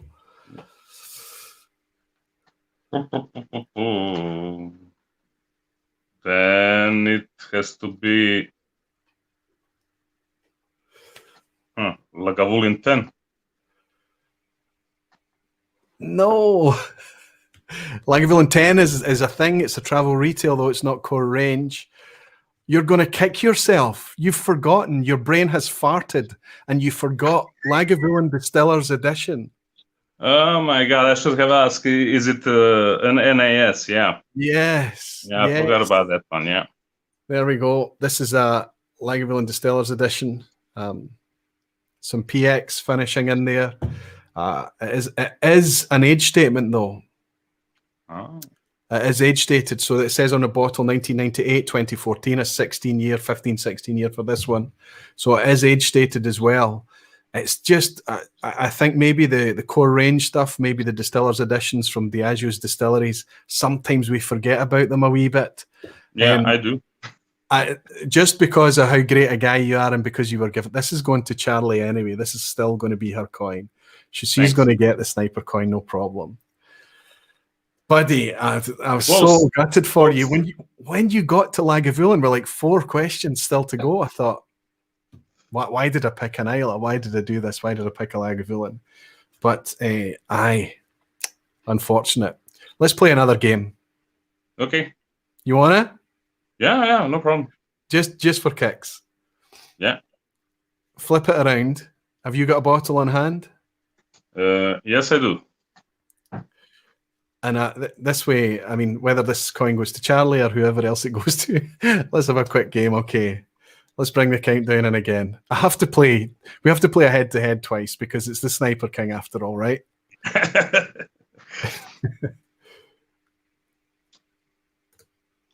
Okay. I'm going to ask you, Kresimir, my friend, is it a Speyside? No. Is it a Highland? Yes. Okay, let's use the Dalwhinnie thing. Is it north of Dalwhinnie? Yes. Is it owned by one of the big 4? That is Pernod Ricard, Chivas Brothers, Edrington, No. Diageo, or Grants? It is not. It's not. See, I'm trying to second guess because I'm also trying to think what Kresimir would drink, right?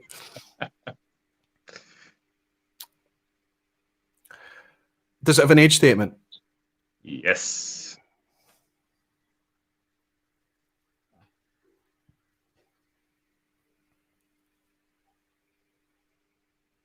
There aren't many Glens up there.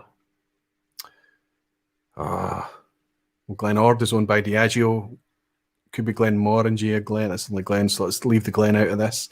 Let's go age statement. Let's go. Is it 46% ABV or higher? Yes. Oh. That narrows it right down, I think. But it can't be Clynelish because Clynelish is owned by Diageo. So just to tell you, a little hint help. North of Dalwhinnie, we didn't specify where north, so it's north of Dalwhinnie. So. Okay. So I've gone immediately north, so it could be Eastern Highlands. Correct. Okay. I'm generous. Thank you so much. I think you might have just saved me. Is it a Glen? Yes. Is it a Glengarry? No. So what have we got left? Glenglassaugh we've had. Wow, it could be that. Glendronach.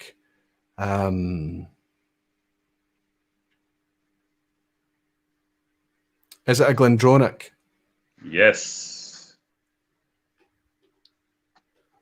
It does have an age statement. It's 46% or higher, so it's not Glendronach 12. It's not. I've forgotten what the 8-year-old is. Is that 46? So it's probably going to be the 15, the 18, or the 21. Is it Glendronach 18 Allardyce? No. Okay, last chance. I should have asked about age statement. I should have asked what age. Is it Glendronach 15 Revival? No. Oh! Gotcha. You got me. You did. What do we have? Oops. The 8. Damn, the Healing. Yeah. So the ABV is 46 on the Healing, is it? That's what Yes. caught me. I discounted it. I thought it could have been 43. I ditched. You heard me say it. You heard me say. Well done, buddy. Well done. I didn't flinch, so we are 1-1. We have to play again then. Well, I tell you what we'll do. We'll have you back on again in the future because I have a feeling that you're going to keep this sniper thing going. You're going to keep this streak going. But you did well there. You did beat me on. It's a good whiskey to pick, honestly, a good one. Glendronach Healing, an 8-year-old age statement on there as well. 46% unchill filtered. Great stuff. Kresimir, it's been a pleasure to have you behind the bar. I think there's been a lot of people in the chat would have been very happy to see you in as well and hang out with you. You're a regular here. You've been a regular for a long time. You've been watching and hanging out with us for a long time now, haven't you? Yes, over a year and a half or so. Yes. It's always nice to welcome you in, my friend. And I mean, the community is amazing. I mean, all these swapped samples with Luna, with Marcus, with Menno, with James, with Stuart as well. So, I mean, I think I always say it. I keep saying it time and time again. We all have to work together to preserve the amazing community that we have. It really is a special thing. I absolutely love it. It's a treat for us all. Kresimir, stay for the quiz, my friend. Yes, I will. Excellent. Thank you so much, buddy. I'll call you back in a few minutes. Congratulations, buddy. Nice to see you. Cheers. There we go. Yes, the Sniper King. When I snatched that from him, when I snatched the Lagavulin from him, I think it made sense to have another wee tete-a-tete, a wee head-to-head. So, Charlie, there you go. There's 3 coins being won in the chat tonight at least, and Kresimir's snagged a coin for you as well, Charlie. So there's a coin coming off to you and obviously Stuart.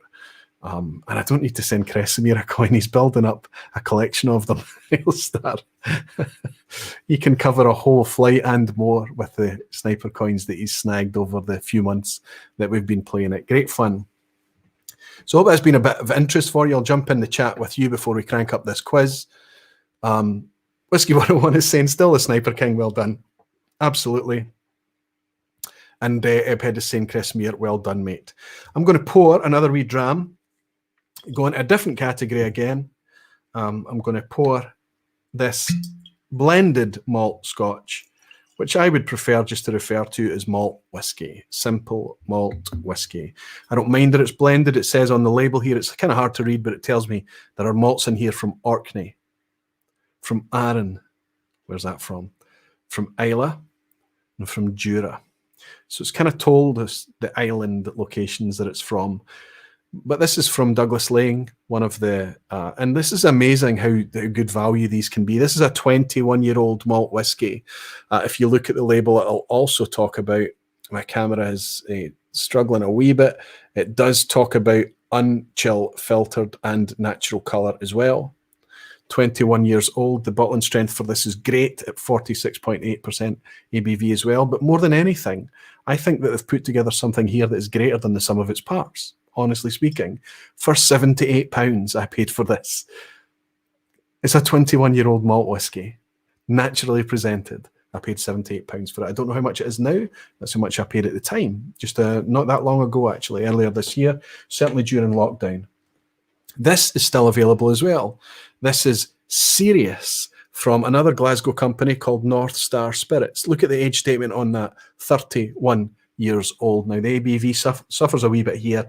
I think probably down to the age of this product, honestly, 43.1%. This is 31-year-old whiskey, and for a time, it was sub £100. I think it's retails about 120 or something like of that order. But this is 31-year-old whiskey. What were you doing 31 years ago? It says blended malt on the label, but I want to ditch that blended word. I don't even want to substitute it with vatted because it's a better word. Just call it malt whiskey. And then if we need to further define the single malts by calling it a single malt, that makes perfect sense to me. It's just such a clear thing. Sachin is in saying, don't drink after 11 p.m.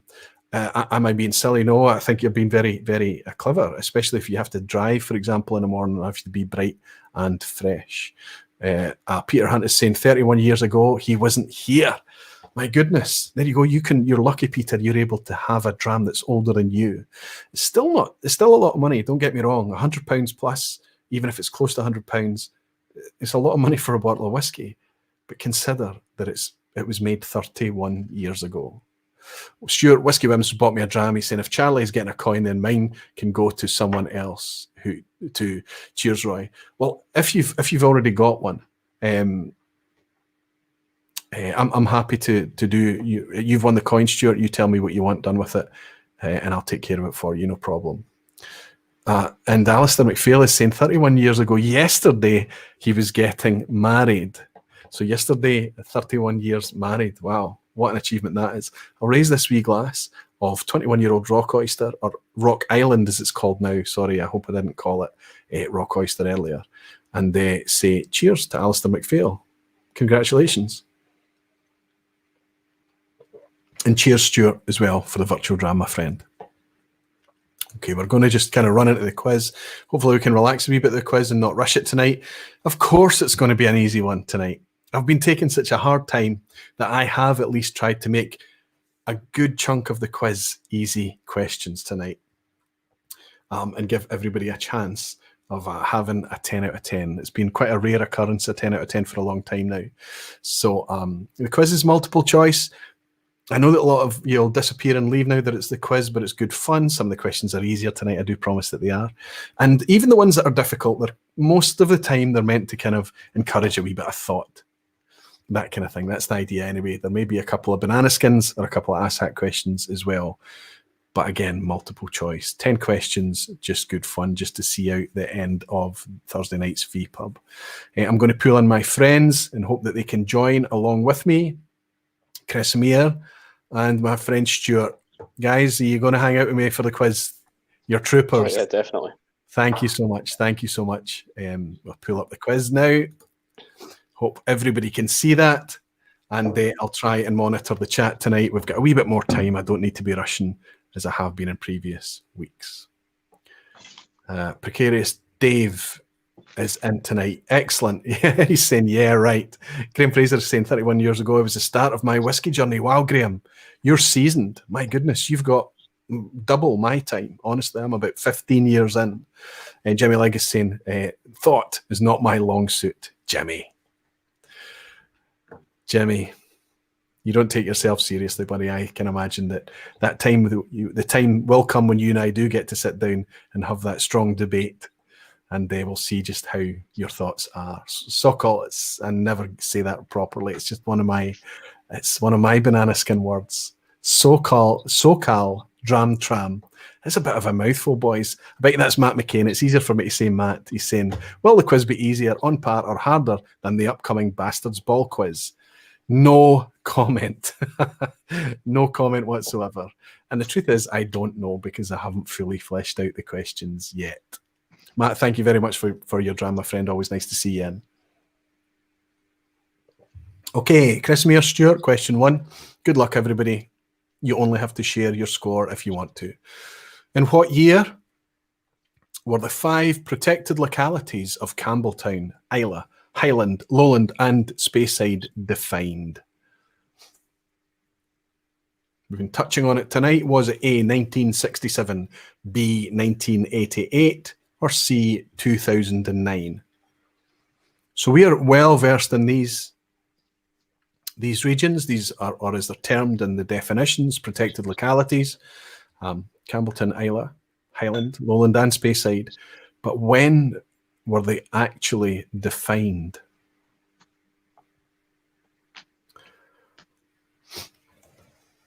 Give me a thumbs up, boys, if you know this for sure. I don't know this.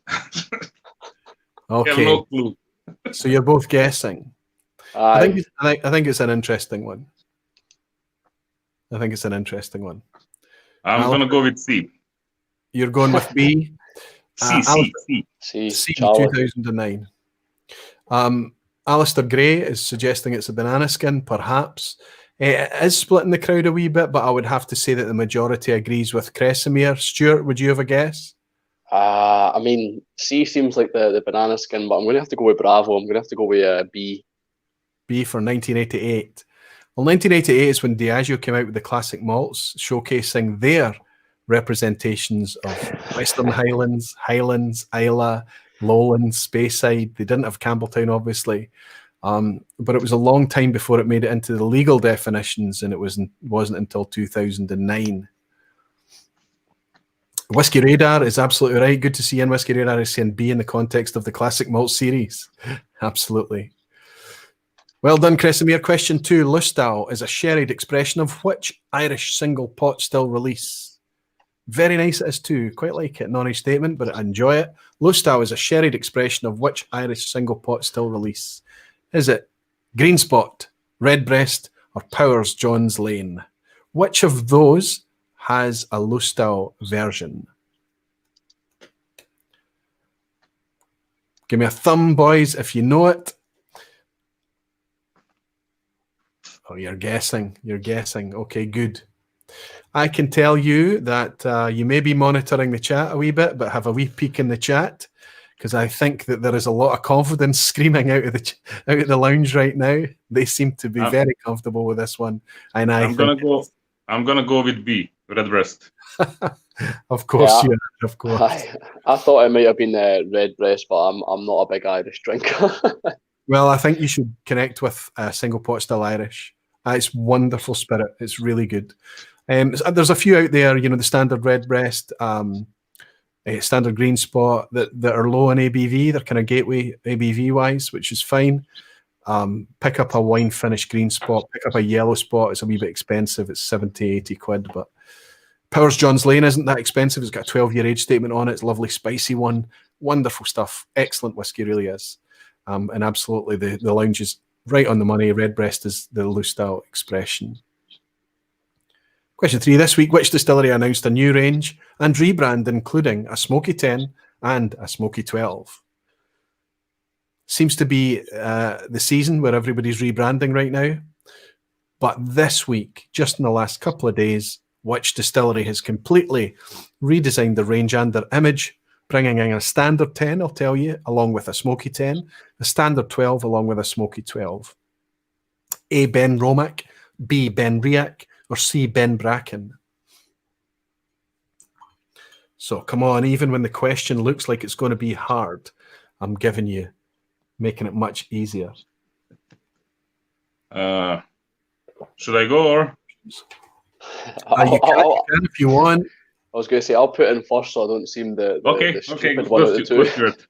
Go through it. I think it's got to be Ben Riach. I'm sure I've seen something with Ben Riach. Kresimir, do you think it's Ben Riach? That would be my same answer, because Ben Romack already did their rebranding, and Ben Bracken is like the distillery that Lidl buys their stuff. So I'm gonna go with B. Absolutely. Right. You're spot on. Ben Romack has already been through the rebranding. Ben Bracken is not a real distillery, of course. It's a store label for Lidl, as you say. And Ben Riach have brought out a standard 10 and a smoky 10, a standard 12 and a smoky 12, as well as a few other. And I went on the Ben Riach stream actually to have a look for this. And I couldn't find it. I actually found Amateur Drama, Andy, talking about it.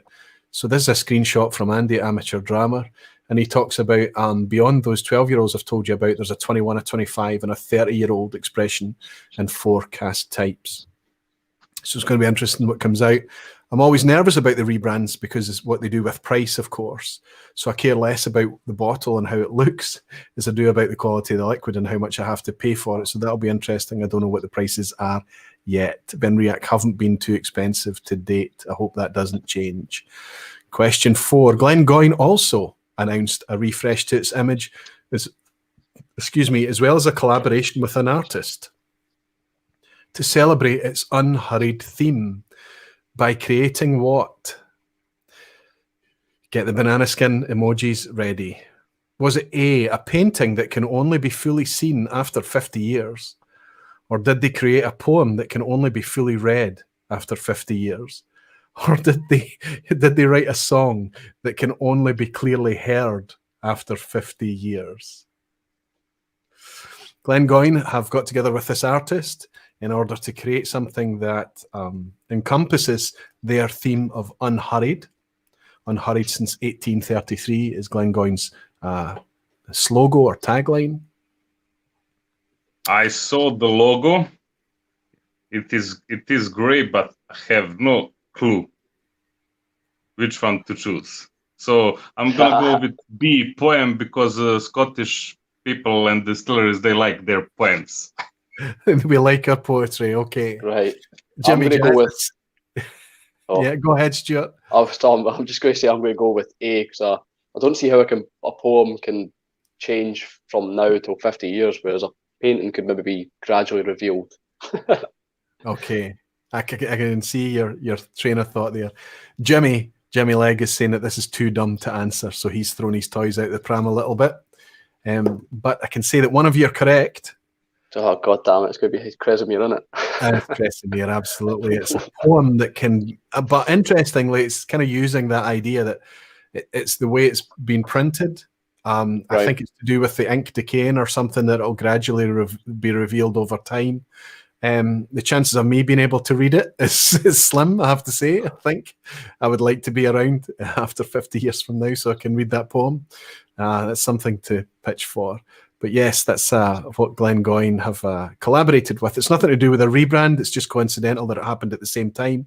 And again, I reached into Andy's feed because it's easier than going to the distillery's feeds to find these things.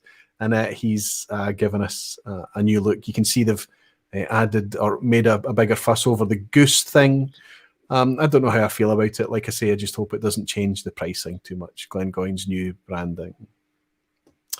Here's question 5, which is a picture of a distillery. It's quite an industrial distillery. It's not particularly attractive to look at. Like so many of the distilleries are, they weren't really meant to be cottage style all the time. It was an industry after all. Are we looking at A, Cameron Bridge? Are we looking at B, Loch Lomond? Or are we looking at C, Linkwood? Stuart, I thought I saw a flicker of recognition in your face there, or were you just going... It's just a teller trying to do. It's like a poker face. Just throw people off. Right, okay. Jimmy Legg is asking how Springbank's new branding is going. Peter Hunt is saying 4 out of 4. It's going to go wrong now. Well done, Peter. Hellswood is saying 1 for the grandkids. Absolutely, Helen. Absolutely. You're with. It's got to be that. You and I are thinking the same way on that one 50 years from now, eh? I hate picture questions. I know. Such an awkward angle. I only ever put one in there, right in the middle. The halfway point. Lots and lots of people guessing on this. I mean, there has been a common theme throughout this quiz, and it has been B. I mean, most of the answers have been B, but I'm not going for B. I strongly, whatever you guess, Stuart, whatever you guess tonight, I strongly request that you don't consider there's any thought goes into which order they're in. Yeah. Anybody. No, I mean, my strategy... Sorry, go ahead, Stuart. My strategy is just guess whatever, just basically blindly pick. Like a wee game of darts, whiskey darts. That's it. Go for it. Tell me what you're guessing, Stuart. I think I'm going to have to go with C. You think it's Linkwood and Cresmere? I'm going to go with A because we have 3 straight Bs. We're looking very much at Loch Lomond. Oh, no. I don't think it looks at it. What? That's Loch Lomond. If you drive up to just up the hill, the gates on the left-hand side, the steel gates, they're usually closed. But that's the view that you'll see at Loch Lomond Distillery. I think this picture isn't a particularly good image. It looks a wee bit better than that, if I'm honest. It looks quite moody and grimy and dark there. It's a bit brighter than that. But that's the distillery that's it's able to produce all of the Scotch whisky categories in that one site. Question 6. Scotch whisky can only be matured in A, steel or stone warehouses, B, an excise warehouse or permitted place, or C, casks up to 600 litres. The theme tonight was definitions and things. I know that we didn't discuss this. It wasn't part of the remit for tonight. But we're talking about whiskey maturation. One of the statements are true. Other 2 are just figments of my imagination. But Scotch whisky can only be matured in steel or stone warehouses, an excise warehouse or a permitted place, or casks up to 600 litres.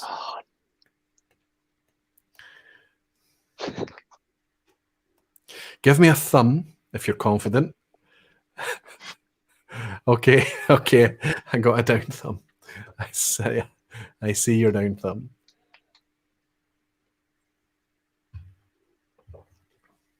Greg's Whiskey Guide. Oh, I sense a mistake here.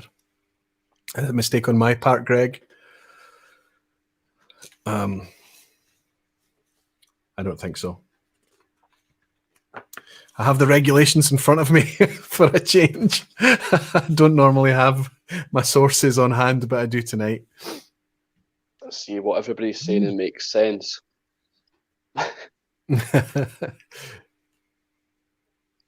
Whiskey Bond is saying the Glenfiddich Solera vat is how big? Yes, it's pretty big. Pretty big, Mark. Pretty big is an answer, is my way of saying I don't know. Whiskey Radar is saying port pipes would not work with C. Port pipes. Bigger than 600 litres, a port pipe.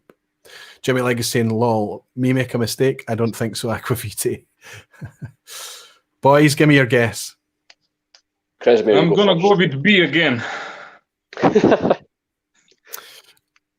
Alexandru is saying, technically, you can mature Scotch in your own home if you are in Scotland. No. Alexandru, I guess, at a stretch, even if you don't live in a steel or stone warehouse, even if it's in a cask that's over 600 litres, as long as it's in an excise warehouse or a permitted place, which could theoretically, technically be your home, then you're correct. The legislation for cask size is 700 litres. Steel or stone warehouses is completely made up by me. That was a good one to put in, though, as well, because, I mean, there could be some sort of fire regulations with wooden houses, I suppose. Yeah, I wouldn't. Well, I mean, in America, most of the warehousing is timber. In Scotland, just because of climate and tradition and building materials and, you know, weather, of course, climate, it tends to be stone. Dunnage warehouses were traditionally stone. If you drive up to see all the warehouses that they've built up at Macallan, huge big steel structures. But yes, as long as it's an excise warehouse or an otherwise excise approved permitted place. Question 7, which of these Buffalo Trace releases are not part of the just announced BTAC collection? A, George T. Stagg, B, Elmer T. Lee, or C, Thomas H. Handy. All three of those releases are, of course, Buffalo Trace releases, I believe. I think I'm right in saying that. But I want to know which one of the three is not part of the new BTAC releases. Dogs Have No Uncles is saying the Macallan warehouses are like military base. I think you're right. Peter Hunt is saying 6 out of 6. I got the picture question right for the first time. Well done, Peter. You're going strong tonight. Strong performance. Renz de Klerk, good. That's a good name and a new name, I think, Renz. Nice to welcome you in. He's saying 3 out of 6. Good score. Super fun. I'm glad you're enjoying it. You're looking at a pass mark. If all you have to do is make 5 out of 10 to get a pass mark. Casks and Ashes is throwing it in there. He's stating it in capitals. He thinks that one of them is not a BTAC, but I'm going to ask Kresimir. Do you know this? I have no clue because I'm not a bourbon drinker, but I'm going to stick with the B team tonight. Okay. And Stuart? The exact same. I mean, everybody in the chat, Greg. Can it be another B? It's got to be B. If it's another B, this is not, I promise it is not intentional. It is Elmer T. Lee. While Elmer T. Lee can be just as difficult to get a hold of sometimes as BTAC releases, maybe not actually. It isn't part of the BTAC collection. Interestingly, it's laughable that it's all been released at $99 each. I'd be surprised if anybody picks up a BTAC for $99, but who knows? I never know. Lots of people on 7 out of 7 tonight. Lots of Peter Box, Orange Wool, David Owen all scoring strongly. Richard Holland 7 out of 7. Spawn Freak, the new name in tonight, kicking out the park on 7 out of 7. Well done. Graham Fraser 7 out of 7. Sevi the Alchemist is in. Good to see you, Sevi. I hope you're keeping well. Busy boy. You had a great tasting. Hosted a great tasting for SMWS collection the other night. Picked at his own whim. Thoroughly enjoyed them all. Some interesting whiskies and some interesting tasting notes came out. Good to see you, Sevi. I'm really looking forward to tomorrow night. Andy Ardbaggy for the London Whisky Club is hosting a killer Ardbeg tasting. Lord of the Isles is in there. Ardbeg 1977 is in there. My God, it's going to be something really, really special. I'm really excited for my Friday night this week. Old Johan Lundberg is on a 7 out of 7. Johan, well done. Sorry, I said odd Johan Lundberg. Ashke is in. Don't you dare have another B-Roy. Well, I don't know. Let's have a look. Question A. Also recently available for pre-order are Diageo's special releases, including a 20-year-old cast strength Cragganmore costing how much? 20 years old cast strength Cragganmore is at A, £128 from the special releases, £228 from Diageo's 2020 special releases, thank you very much, or C, £328. Cragganmore, part of the original classic malts, bottled at 40%. I have had the pleasure of higher Cragganmore, one of the best whiskey experiences I've ever had. It was wonderful, wonderful whiskey. But this cast strength Cragganmore, Serge interestingly said it was very good, but said it was a little bit muted, but scored at 86 points nonetheless. He scored a couple of the special releases at 90-91 points and a Cardew, very affordable Cardew at 86 quid. At 89 points he scored it. Diageo sometimes do some things right, but Kresimir, what would you guess they're charging for the 20-year-old Cragganmore? Knowing Diageo, I'm going to go again with the B. Stuart? I'm pretty sure it's quite cheap this year, if I'm right. So I'm thinking it's A. It's splitting the crowd, this one, but there are people in there, Blair Stevenson, Richard Hall, Hellswood, Helen, there are Marcus Kreitner, Max Over, and Austria thinks it's A for £128. £128 for cast strength 20-year-old Cragganmore. It can't be, can it? But it is. So I've dropped some money on Diageo special releases this year. I bought Cragganmore, Cardew, and Talisker. Talisker is a rum cask finish. The one of 2 years ago, which was amazing, was first full bourbon. But I'm hopeful it's just as good and just as peated and sweet. If you answered A, Stuart, well done. Kresimir, unlucky. You stuck with the B's, a wee bit wrong. Question 9.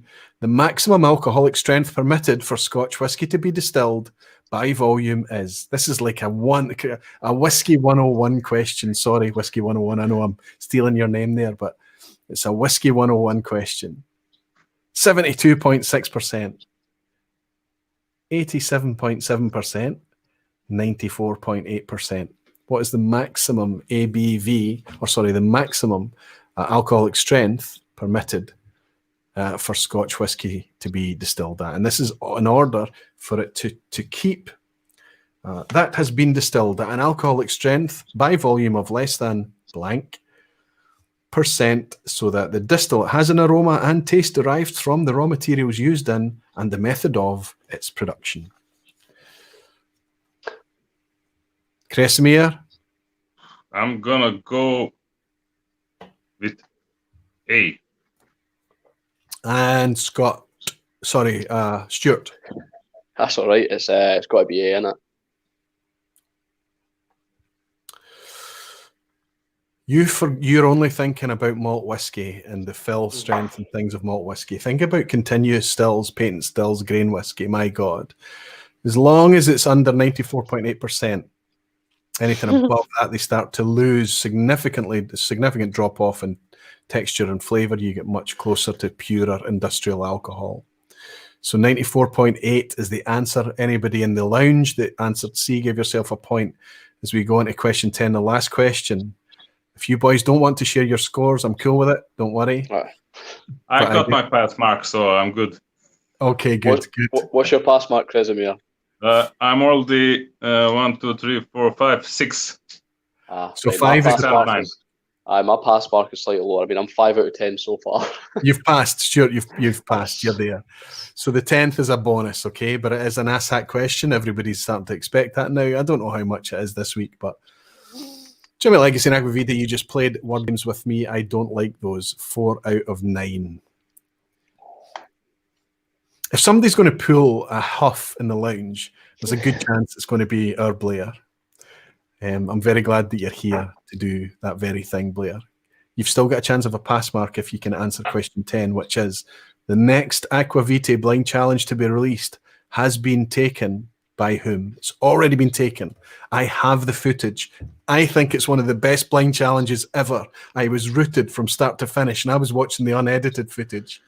I'm going to do the overlays. I'm going to do a wee quick edit. I'm going to get it back to him, and I can't wait for him to release it.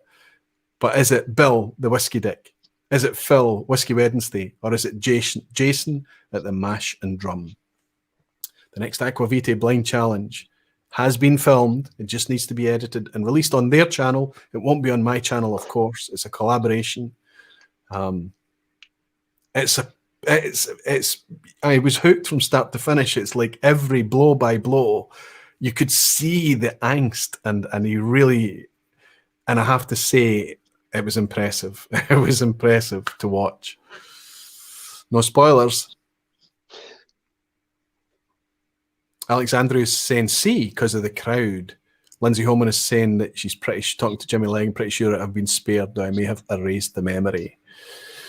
Jimmy is saying he wants it to be, so as he wants it to be Phil at Whiskey Wednesday. And Jeffrey Miller is saying, my man Jason, great guy. What would you guess, boys? Kresimir? I'm going to go with C. Although that I would also like to see the Whiskey Dick do it, but my answer is C. Okay. I can tell you that all of these guys were on the nomination list. Stuart, do you know? Well, I've not put an answer down because I thought it was me, because I sent your video footage a year ago, I think it was. I sent you. I was like, oh, that's fine. No, I've went with C. I think it's C. Absolutely, it's Jason Calori. Terrific job he's done as well at the Mash and Drum. Well done. You've got yourself your pass mark and an extra bonus point. Kresimir, I know that you're on 7 out of 10 as well. Let's see how everybody's doing in the lounge. Steve A has got the 10 out of 10 emojis rolling out tonight as well. Well done, Steve. I see it there. Wow, it's lighting up. Dancing Midgie, 10 out of 10. You star, Glenn. Well done. Graham Fraser, 9, my joint highest score. Well done, Graham. Alistair Gray, another. Two of the admins tonight are on 10 out of 10. Superb. Desi Vleeland got a 9 out of 10. So close, Desi. It's jumped. So many things coming in. Shane is saying 10 out of 10 first time. I was hoping, Shane, that some of us were going to get 10 out of 10 for the first time. David Owen, 9 out of 10. The Alchemist Sevi, my first 10 out of 10. Incredible scenes. I can imagine Sevi running around the house in his house coat. If I know him, that's exactly what I'll be doing. Max is saying 10 out of 10 for the second time. Woohoo, congratulations, Max. Any other 10 out of 10s that I'm missing? It looks like there's going to be a few. I told you. Yeah, it was due. It was coming, a slightly easier quiz. Listen, if you didn't do too well tonight, you only know if you know. And some of the things were a wee bit out there. There were some fringe thoughts. Peter Hunt is saying 10 out of 10. Can't believe it. First full marks. Wonderful stuff. We like making people feel a wee bit happy. Wonderful stuff. It's oh, damn it. I thought I was going to keep it under 2 hours. I've just slipped over. Damn. Stuart, thank you so much, my friend. I think I can still put a wee link to your channel for anybody that hasn't picked it up so far, so they can jump across to give you a wee sub and hang out with you for a while, my friend. I'm looking forward to next time you and I can raise a dram together. Thanks so much for stepping behind the bar and taking on the challenges for the quiz and Is It a Speyside tonight. It's you've got a nice energy about you, Stuart, and I think that comes across on camera as well. Good luck with everything in the channel. Kresimir, Sniper King, my man in Croatia, I don't know. It was blow by blow. We're one each. We will meet in the ring again sometime in the future, won't we? It is a rubber match. We have to do it. And maybe one day, you know, if fates allow, you and I will raise a glass in the same space together as well, Kresimir. I don't know when that could be, but it would be a pleasure. Thanks for stepping behind the bar tonight and joining in with everybody else. And thanks for being part of the community, both of you. It's a pleasure to have you both. Thank you. Don't make strangers of yourself. I'll see you both soon. Cheers. Good night, boys. Both of you can stay around till the end, and I'll raise a wee glass with you off camera as well at the end. I'm going to just wind up